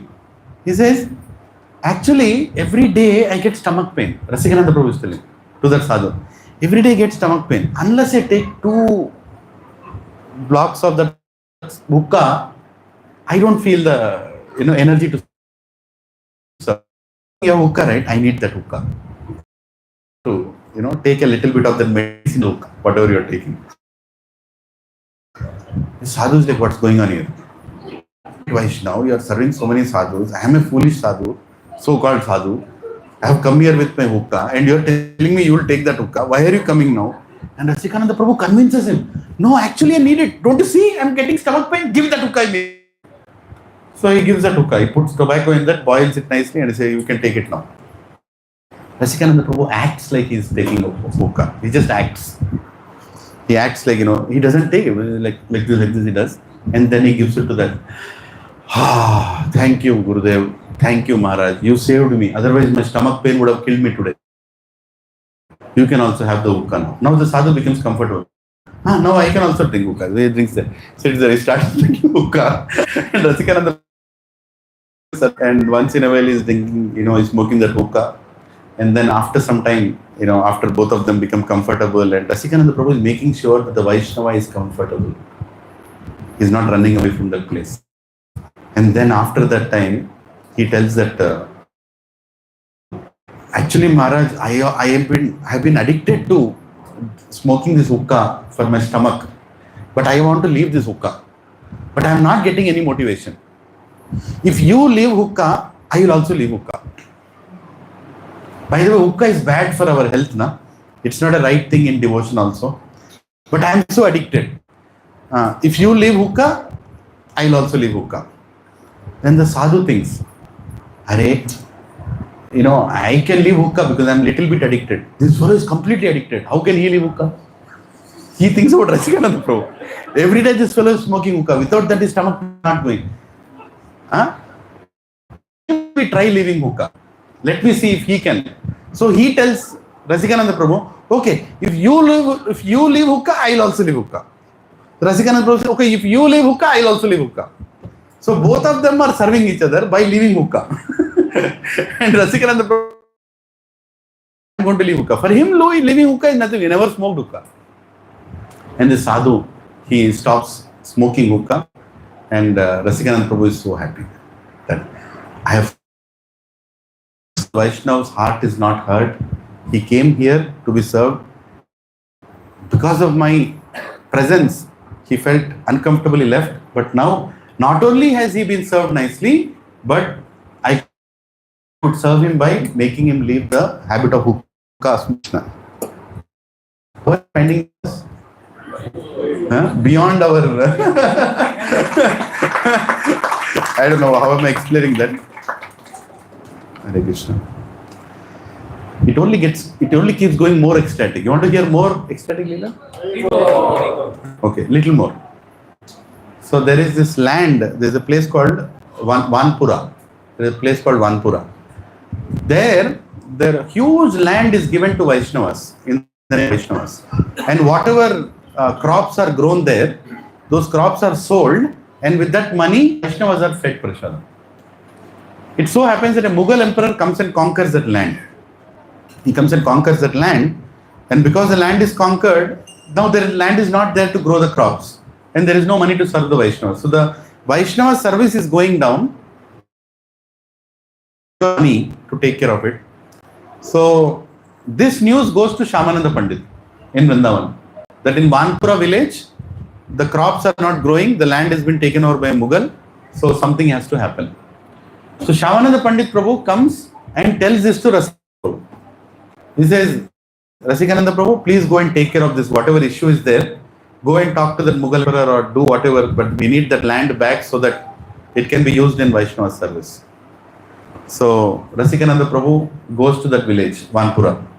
And as soon as he goes to that village, already the glories of Rasikananda Prabhu are already spread all over that place. So everybody gets to, oh, Rasikananda Prabhu has come, Rasikananda. So all the servants of the Mughal emperor, they start going to serve Rasikananda Prabhu. So Rasikananda Prabhu is in that place, Vanpura, for some time. So he'd start, I think some of them are leaving. Can they take prasad? Somebody can give them prasad? Or somebody can give some fruits, if you don't mind. Haribol Prabhu, please. They'll give you some fruits from Shri Radha Madan Mohan and Gaur Nitai. Haribol, please take prasad and go. Yeah, please. If you can wait for another 15 minutes, we have full-fledged dinner here. Dinner prasad. Yeah, unless you are in a hurry. Hare Krishna. Yeah? Baiji? Haribol. Yeah, please. You all can sit here, have a nice full-fledged prasad. Haribol. Hare Krishna. Thank you. Thank you for considering. Please. 15 minutes more. Yeah. So, here, where was I? Vanpura village. So, everybody are busy hearing Rasikananda Prabhu's class. Right? So, Mughal emperor gets to know that next day morning his breakfast is not there because the cook has gone to hear his class. Next day morning his clothes are not there. Dhobi has gone to his class. Who is that fellow who came here? They tell, there is a great devotee called Rasikananda Prabhu. He has come and is giving Bhagavatam class and is a very ecstatic devotee. Everybody are going to hear his class. Mughal emperor felt, I think, he come to take away this land and behind it. He gets to know that he has come to take away this land. So to kill this person. Rasikananda Prabhu. Right? If somebody tries to harm a Vaishnava, and that too somebody like Rasikananda Prabhu, what can happen? There was a village called Muktapur. I'm just diverting a little. In that Muktapur, it was time for him to have lunch. He did not stop there because nobody stopped there. The king of that place decided that we will not serve these Vaishnavas. So at the lunch time, they went to that Muktapur, but nobody was ready to serve prasad, so they just walked from there. They just walked away from. What was the result of that? Agni Dev came and burned the entire village to ashes. The Vaishnavas are not served. The Supreme Personality of Godhead, you think he'll be happy if Vaishnavas are not served? Vaishnavas are coming and going. Immediately they all came and fell at the feet of Rasikananda. The village is burning to ashes. And immediately he just folded his hands and he prayed to Krishna that Krishna, please forgive them. They have not done it intentionally. We also never asked for prasad. Just forgive. Immediately Agni Dev stopped. And looking at that miracle, it's like a miracle, like how can fire just stop? And similarly, many miracles used to happen whenever once Rasikananda Prabhu was serving prasad to sadhus, and suddenly Varunadev, full rain started. And because sadhus are sitting to eat prasad and rain is going to fall, his disciples went and asked Rasikananda Prabhu, what should we do? Should we stop serving now or should we take them there? Rasikananda Prabhu just folded his hands and told, hey Varunadev, please, sadhus are having prasad now, please, your rain will disturb them. And miraculously, rain was falling, but only the tract of land where sadhus are having prasad, there was no rain. That was the power of devotion of Rasikananda Prabhu. He would just say it and it will happen. And now he is there in this Vanpura village, and this Mughal emperor decided that he is going to kill Rasikananda Prabhu, and he told others that, I'm going to try to kill him. Let him show his miracle. Let him show his miracle to save himself. I'll try to kill him. How he decided? He told, ask a certain spot. Rasikananda Prabhu, bring him in a, palaki, to a certain place. And at that place, without telling him who's sitting inside the palaki, just keep palaki down and run away. I'm going to send a mad elephant there. There is a very, very mad elephant. That elephant is famous for just killing people. If it sees anybody around it, it will kill. That is the nature of that elephant. So they bring that elephant with all chains and everything. They keep that elephant there, and the Rasikananda Prabhu's the palki is brought there. The palki is kept down, and as soon as it is kept down, they all run away and they pull the chains of that elephant. And that elephant is ready to kill. It's devouring trees, anything. It's mad. I don't know if you have seen a mad elephant. It's very dangerous. Mad elephant comes means nobody can stop it. In a jungle or anywhere, it will uproot the entire jungle if it goes mad. Palki there, it just comes out of the palki, looks at the elephant. You can imagine what can happen. He just looks at that elephant and he remembers Gajendra Leela in Bhagavatam. And he chants Gajendra mantra, and then he looks at the elephant. He says, "Oh my dear elephant, you are born in the yoni of elephants, which is already delivered by Vishnu.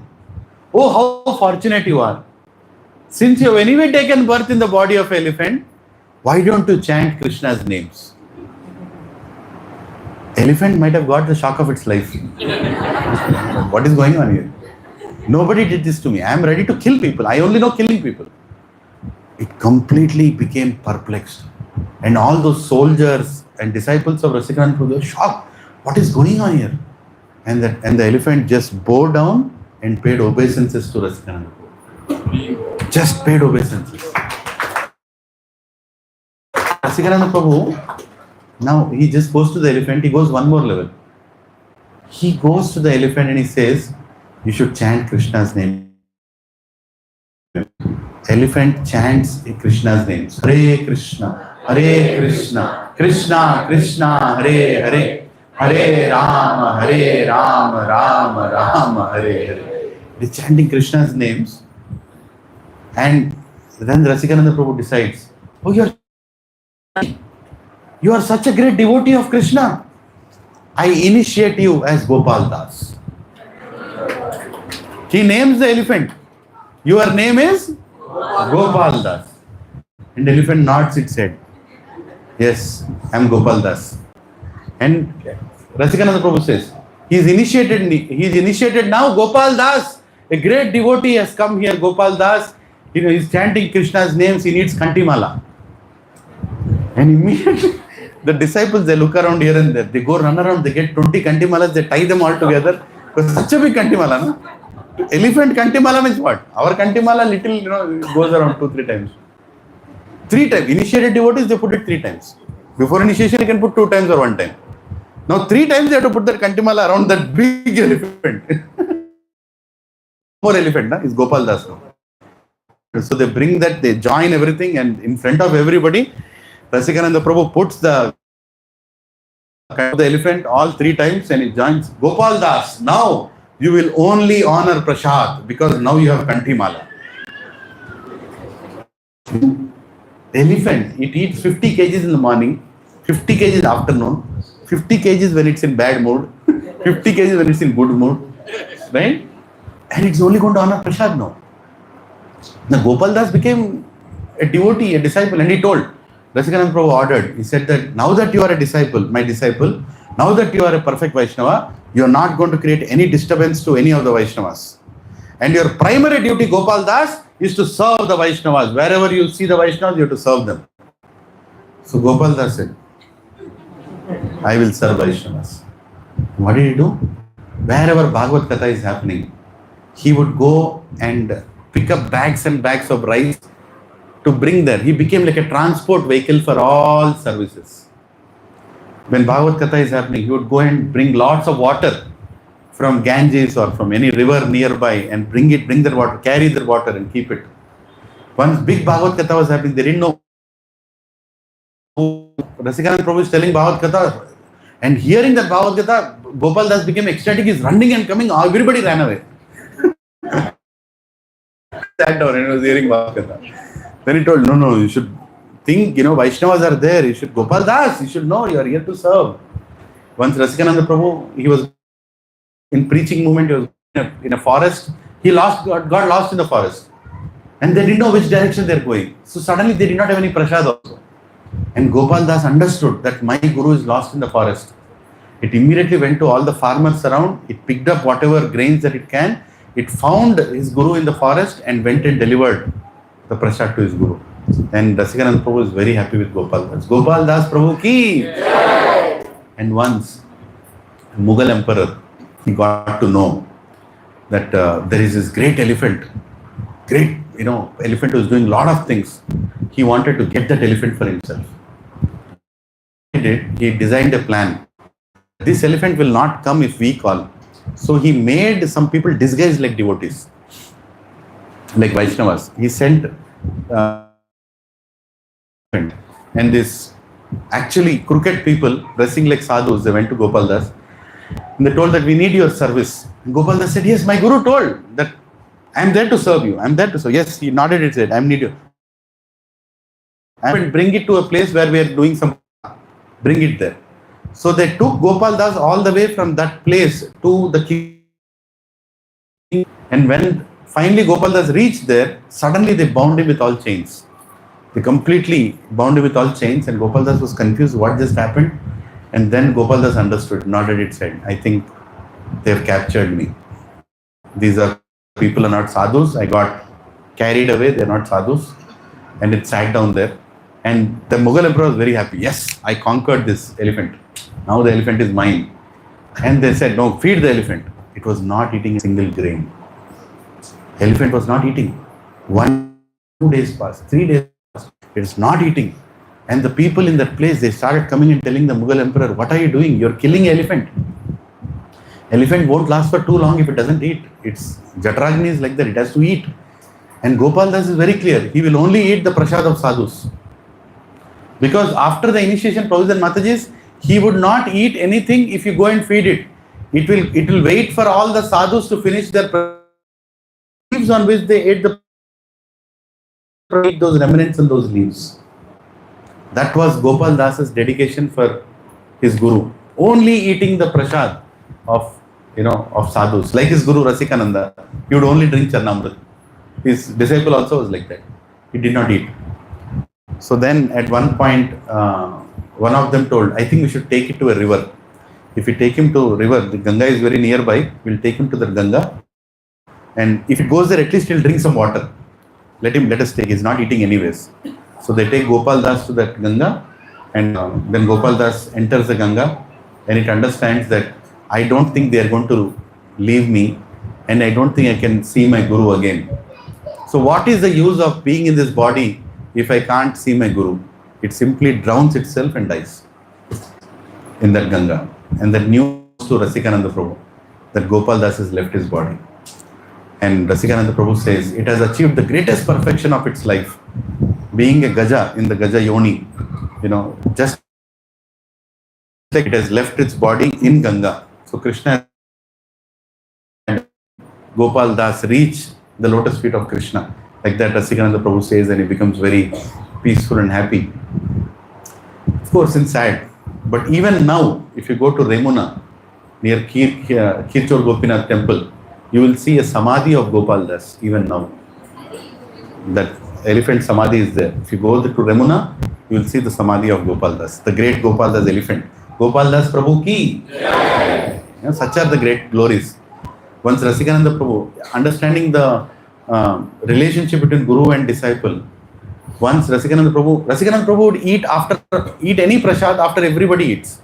There is no question of him eating before. After all the sadhus are fed, then he will take a little. So when his turn came to have prasad, he took prasad, he was going to eat that prasad, and at that very time, one message came from a messenger that Shyamananda Pandit Prabhu is calling him. There is some urgent message he wants to tell. Rasikananda Prabhu just got words, Shyamananda Prabhu. He did not even wash his hands. He did not even wipe his mouth. He just ran, and all his disciples are running behind. Our Gurudev is running, we are also running.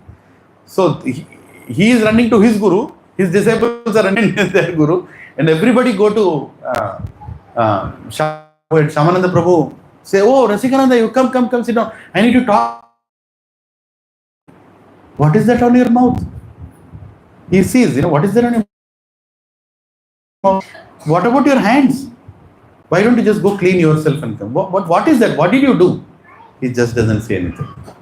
He just maintains his calm. Because his Guru has called, he is gone. And then he goes to wash his hands, and at that time his disciples tell Shyamananda Prabhu that, Maharaj, actually you called, your message came, he didn't even eat anything. Since morning he didn't eat anything, and just when he started eating, your message came, so he ran and came. But he could have just finished this prasad and come. But that is Rasikananda Prabhu, right? Completely dependent on the mercy of his Guru. So there are many glories, Prabhuji and Matajis. One last pastime I'll tell of Jagannath. Because Jagannath in Orissa and Rasikananda Prabhu. Jagannath came in the dream of Rasikananda Prabhu. And he told, my dear Rasikananda Prabhu, this coming Rath Yatra, you have to come. I want to see you. Come and pull my cart. I want you to come. Rasikananda Prabhu became very happy. Yes, I have to. Jagannath. So the Rath Yatra time came, but Rasikananda Prabhu was so much busy in serving the sadhus that he forgot that order. He should have gone before the Rath starts, but the Rath Yatra started, then he remembered, then he started running. Jagannath Puri, and Jagannath is already kept on the cart, Baladev is kept on the cart, Subhadra is kept on the cart, King is standing with the broom, everything ready, but the Rath is not moving. But Jagannath decided, I will not go, I am waiting for Rasikananda. So immediately, the king said, no, why is the Rath not moving? What? Some problem is there. Rath has to start now, Jagannath is ready. So he brought a lot of elephants. He kept all ropes on elephants. Pull the Rath now. They started to pull the Rath, but Rath is not moving. Then Jagannath came in the thoughts and dream of the Pujari, main Pujari of Jagannath Puri. He told, tell that king I will not move. Unless my disciple Rasikananda comes, I am not going to move. And he is coming, he is on the way. Immediately the Pujari went and told the king, sir, excuse me, not going to work. Whatever power you put, it will not work. Jagannath came and told me, he is not going to move unless Rasikananda Prabhu comes. Then the king understands the glories of Rasikananda. My God, for one devotee, so we have to wait. King also starts running in that direction where is Rasikananda Prabhu is coming. So he goes and invites Rasikananda Prabhu in a very grand way. He comes and Rasikananda Prabhu understands he is not moving. He's like, my God, Jagannath is not moving his cart. And he, with lot of devotion, Rasikananda Prabhu goes and stands behind the cart of Jagannath. And it is explained, hands, he just bends and he touches his head to the cart like this. He just touches his head to the cart and the cart moves. Bolo Jagannath Swami Bhagwan ki. And the king looks at that and says, what kind of devotees are these? Jagannath. And it says, immediately declares, I am going to give a good portion of land in the temple place for Rasikananda. In the temple place. And even now, there is this deity in the courtyard of Jagannath temple. You will see a deity called Sri Radha Rasikaraya. You can go and take darshan of the deity. That deity was being worshipped by Rasikananda Prabhu, and it is installed by Rasikananda Prabhu courtyard of Jagannath. So many things we are learning, right? So many things. Next time when we go, there are so many places to see. It's time to wrap up. I know I told 15 minutes, so I'm finishing in another 2 minutes. Finally, Krishna comes in the dream of Rasikananda Prabhu. And before Rasikananda Prabhu, Shyamananda Pandit Prabhu leaves the world. And before Shyamananda Pandit Prabhu leaves the world, he calls Rasikananda Prabhu and he says that all the places where I was preaching, you are the in charge now. And the same Shyam Sundar deities, you are in charge of these deities now. So Rasikananda Prabhu started worshipping Shyam Sundar deities also. And after that, Rasikananda Prabhu, Shyamananda Pandit Prabhu left, and the way the preaching went, on the order of his guru. There were more than 3,500 temples and mathas established by Rasikananda Prabhu. 3,500 around India. That was the kind of profuse preaching he did. And what was the only biggest service he did in that preaching? Vaishnava Seva. Only Vaishnava Seva. Vaishnavas are coming, serve them nicely, take their Charnamrit, honor the Charnamrit, take care of Vaishnavas. And Katha of Bhagavad. Nothing else. No other techniques. No Excel sheets, no Word documents. Pure Vaishnava Seva. Of course, that is also in Vaishnava Seva. So that was the preaching of Rasikananda Prabhu. Rasikananda Prabhu. Rasikananda Prabhu was so much in separation of Krishna on the day of Holi festival. Holika, the Holi festival. He was at Gopinath temple in Remuna and he was celebrating more separation. My guru has already left. I cannot be in separation of my guru. Please accept me. I want to. And Kirchor Gopinath DT said, it's time. You can. And then he told that to his disciples that soon I am going to leave this world. And his disciples became so morose, like, my God, how can we live without you, Gurudev? You are there guiding me everywhere. In every instance of Vaishnava Seva, you told how to serve. And we are just serving under your orders. And they said, but Krishna is calling me, I have to go. And that was a Maha Kirtan happening on the day of Holi. And they were dancing. And in that ecstasy, he looked at the deity of Kirchor Gopinath in Remuna. He just walked towards the deity. Pujari was standing looking at the deity. And Rasikananda Prabhu just entered the place. He just went to the deity and went into the deity. He just entered into the deity. And as soon as he entered into the deity, on here, Rasikananda Prabhu is no more, he's gone. He's gone into the deity, something happened. And as soon as that was heard, the prime 7 disciples of Rasikananda Prabhu were serving him through. As soon as they heard that, they went to the floor and left their bodies. 7 of his disciples, along with their guru, right at that spot. When you go to Remuna, in the very courtyard of Kirchor Gopinath temple, you will see a samadhi of Rasikananda Prabhu, and you will also see 7 samadhis around Rasikananda Prabhu's samadhi of the disciples of Rasikananda Prabhu. Even now, you will see all the great Vaishnavas. They could not live in the separation of their guru. And you'll also see a samadhi of Gopal Das. And you'll also see so many other devotees that we talked about today. So are the glories of Rasikananda Prabhu. Srila Rasikananda Prabhu ki jai. Srila Shyamananda Prabhu ki jai. Srila Hare Chaitanya Prabhu ki jai. Srila Gauridas Pandit ki jai. Achyutananda Prabhu ki jai. Nitai Gaur Premanande. Next, Yatra to Remuna. How many want to go to Yatra to Remuna? Very well. Yes, we all should go to Jagannath Puri. From there, we have to go a long distance. We should go to Remuna and visit these places. You know the beauty? When I was hearing the lecture of Indraduni Maharaj and one other Prabhuji, actually the Padukas that Rasikananda are in Remuna even now. And if you are very fortunate, the Pandit, the Pujari there can pick up the Padukas and keep on our head. They are made of wood. The very Padukas that were worn by Rasikananda Prabhu, Swayam Rasikananda Prabhu. Right? It's such a fortunate. So Prabhuji and Matajis, there are a lot of. Okay, I would ask everybody, anybody, what are the 1 or 2 lessons that you learned from this Leela? Yeah, you can pass the mic. Anyone, each one can tell one. Just quick line. Seva is everything. Hari Bol, Hare Krishna. Yes, though. I like the hookah pastel. Which one? Hookah pastel. Hookah pastel. Hare Krishna. Similar way, you chant well, so I also chant well. Hari Bol, yes. Amazing. Yes, Mataji, you can pass the mic there. Somebody can pass the mic there. Yeah, just pass the mic. Yeah. Guru's instruction is life and soul. Yes, Guru's instruction is life and soul. Complete instruction he validated from his Guru. That my Guru is agreeing and telling that or no. Yes, Mataji, thank you. Yes, anybody else? Yes, bro. Yeah. Yes, after. If we are pure love in Krishna, maybe he appear in our dreams also. Yes, he can appear in our dreams and he can give us the instruction. Hari bol, Hare Krishna. But confirm with your guru next day. Thank you so much, Prabhu. I'm not seeing the time was completely involved in the past days. Thank you. How beautifully explained it's goosebumps today, every second.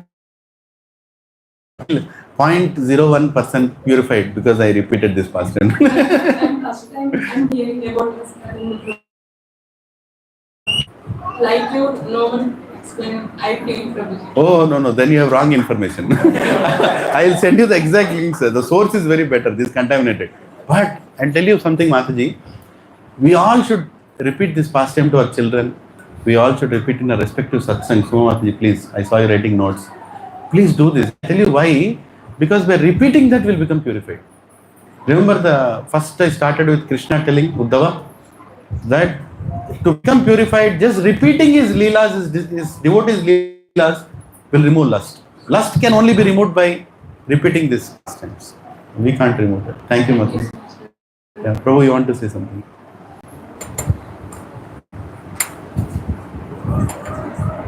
Perception matters. So when he was thrown prasad at his feet, he took it as a beauty. Hare Krishna. Yes. Hari bol. Hare Krishna. Yes. He took that as everything that came along in by. I got his, lotus in my body. And even when it was thrown, prasad was thrown in his face. Thank you. Your name, bro? Kiriti. Huh? Kiriti. Thank you, bro. Thank you. Anybody else? Anything else? Yes, bro. Pastimes performed by the devotees, Krishna, they are really inconceivable. Yes. Where the Guru to decode them. Example, hookah pastime. Hare Krishna. Just is a complete thing. Yeah. But after listening completely, we can understand what is the Krishna. Any peram? Vaishnavi Radhe. Vaishnavi Radhe Mataji has come here and she has drawn Jagannath. Haribo! Jagannath.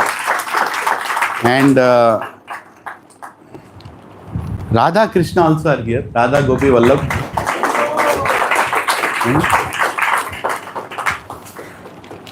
And she has written a very difficult mantra, which is very difficult for all of us to chant. Can you all try chant? Hare Krishna, Krishna Krishna, Hare Hare, Hare Ram, Ram Ram, Hare. 3 times she wrote. Hare Krishna, Krishna Krishna, Hare Hare. Hare Ram, Ram, Hare Hare.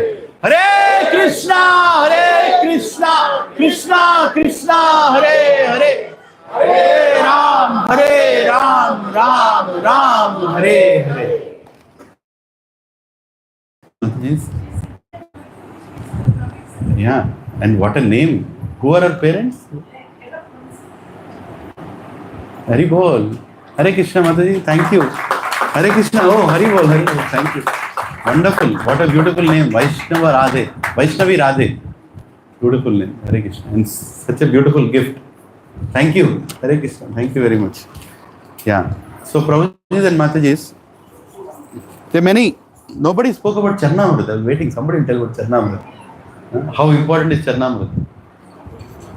Yes, bro. Yes, Hari Bol. Narayan, bro. Yes, bro. So Krishna comes in the leprosy person, as a leprosy person. The Guru himself is finding some missing in the Charnamrita. He finds the sadhu who has not given the Charnamrita. So Krishna's mercy comes in disguise also. In disguise. We sometimes ignore. Is there in Charnamrita? Krishna, Hari Bol. Beautiful remembrance. I'm so happy that you all have remembered so many passages. That means Krishna is giving that remembrance to all of us. Matta smritir jnanam purnam. He is giving that remembrance. So if we all remember this pastimes, when we are closing our eyes, finally, that last breath, whenever it comes, and you remember this, one of these pastimes of Rasikananda Prabhu, one of the pastimes of Shyamananda Prabhu, finish. We are going back to Krishna. Right? Janma karma chame divyam evam yovita tatvataha tyaktya deham punarjanma naiti mamiti swarjuna. So very fortunate actually. And we all should be so grateful to His Divine Grace A.C. Bhaktivedanta Swami Srila Prabhupada of what he took from India to West. If Prabhupada would not have crossed those oceans, would we be sitting here and discussing about Rasikananda Prabhu? Would we even know who is Shyamananda Pandit? Would we even know who is Hriday Chaitanya? Would many Gaur Lila? Prabhuji and Mataji's Gaur Lila is so sweet, right? It is nectar, and Bhagavatam is nectar. These great books are given to us for us to read. Internet is flooded with lectures. If you go and just type Rasikananda Prabhu, so many reciting this, it is 1,000 times more you like when you see many other Vaishnavas reciting. Beautifully they and with one statement in Bhagavatam where Narad Muni says, Narad Muni is the Acharya of everybody. Almost everybody's guru is Narad Muni. And Narad Muni is envious of one person. You know who is that he's envious of? Can anybody guess? That in Bhagavatam is saying that I'm envious of one person. And he says, I wish I had the same attraction that he has for Krishna. Can anybody guess? You can't guess. You know who? Shishupal. Narad Muni says, Shishupal, you remember Krishna at every breath. I don't remember Krishna so much. I wish I had the same attraction that you have for Krishna. So, Prabhu and Mataji, we can learn from each other. We can see so many things in each other and we can grasp that. We should have the greed of hearing Krishna Katha. Nothing is more important. We should repeat Krishna Katha, recite Krishna Katha, hear Krishna Katha, and go back to Krishna hearing Krishna Katha and be part of Krishna Katha. Right? Hare Krishna, Krishna Krishna, Hare Hare, Hare Ram, Ram, Hare Hare. So this was the reward of we all doing so much service of Rath Yatras from Krishna. And one more reward is coming next week. His great Chaitanya Charan Prabhu is coming here. And the topic that he's going to speak about is service beyond comfort zone. Service beyond comfort zone. Full today. Now must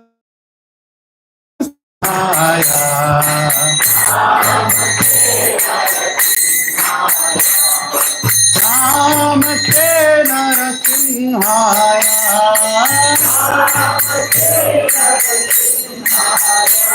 Prasad Ragadani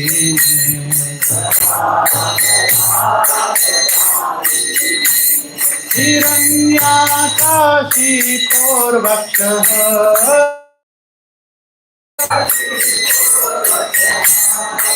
Lilananda Kalani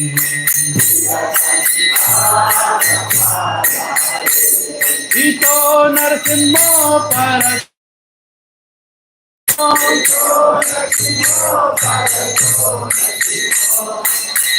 Yato Yami Kato Narsimho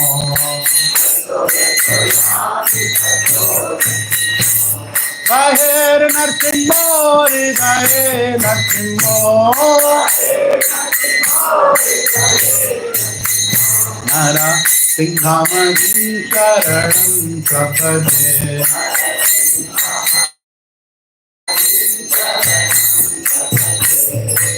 Abhakara Kamala Bharena Sringam Dalita Hiranyakashipu Anubandha Keshavadeta Narari Rupa Jaya Jagadisha Hare Jaya Jagadisha Hare Jaya Jagadisha Hare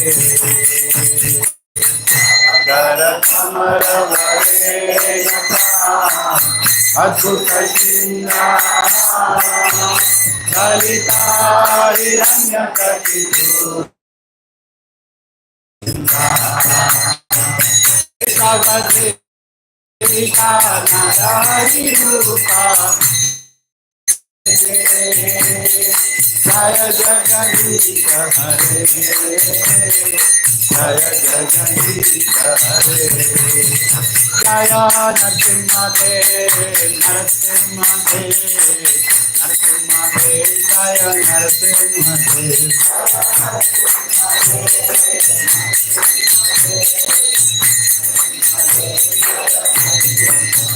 Jaya Prahlad Maharaj, Prahlad Maharaj, Prahlad Maharaj, Jaya Prahlad Maharaj.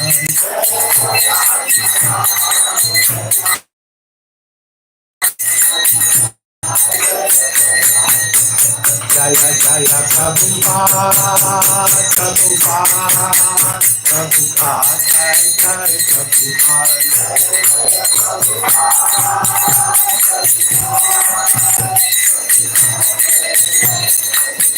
Jaya Jaya Gurudev, Gurudev, Gurudev, Jai Jai Gurudev.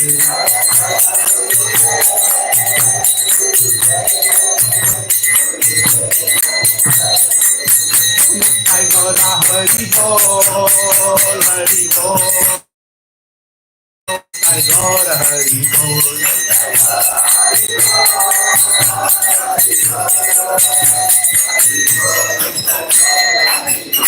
भक्ति विनाश नरसिंहदेव भगवान की, भक्त श्रोमणी प्रहलाद महाराज की जय। ओम विष्णुपाद परमहंस प्रदिकाचार्य स्तोत्र human grace AC भक्ति वेदांत स्वामी श्रील प्रभुपाद की जय। ओम विष्णुपाद परमहंस प्रदिकाचार्य स्तोत्र ह्यूमन ग्रेस भक्ति सिद्धांत सरस्वती ठाकुर गोस्वामी श्रील प्रभुपाद की जय। नामाचार्य श्री हरिदास ठाकुर की जय। अनंत कोटि वैष्णव वृंद की जय। प्रेम से बोलो जय श्री कृष्ण चैतन्य प्रभु नित्यानंद श्री अद्वैत गदाधर शिवसादि गौर भक्त वृंद की।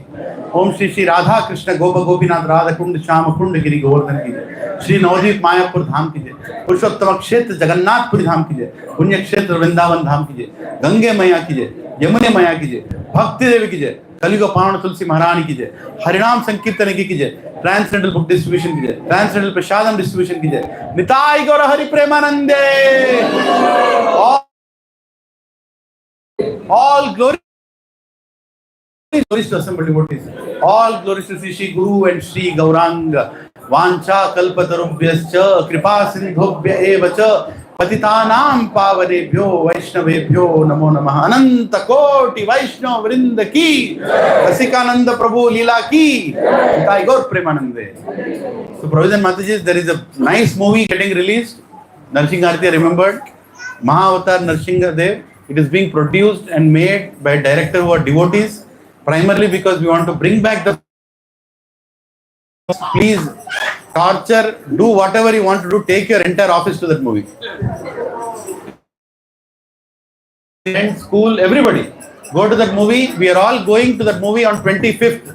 And we will, 26th, 26th evening.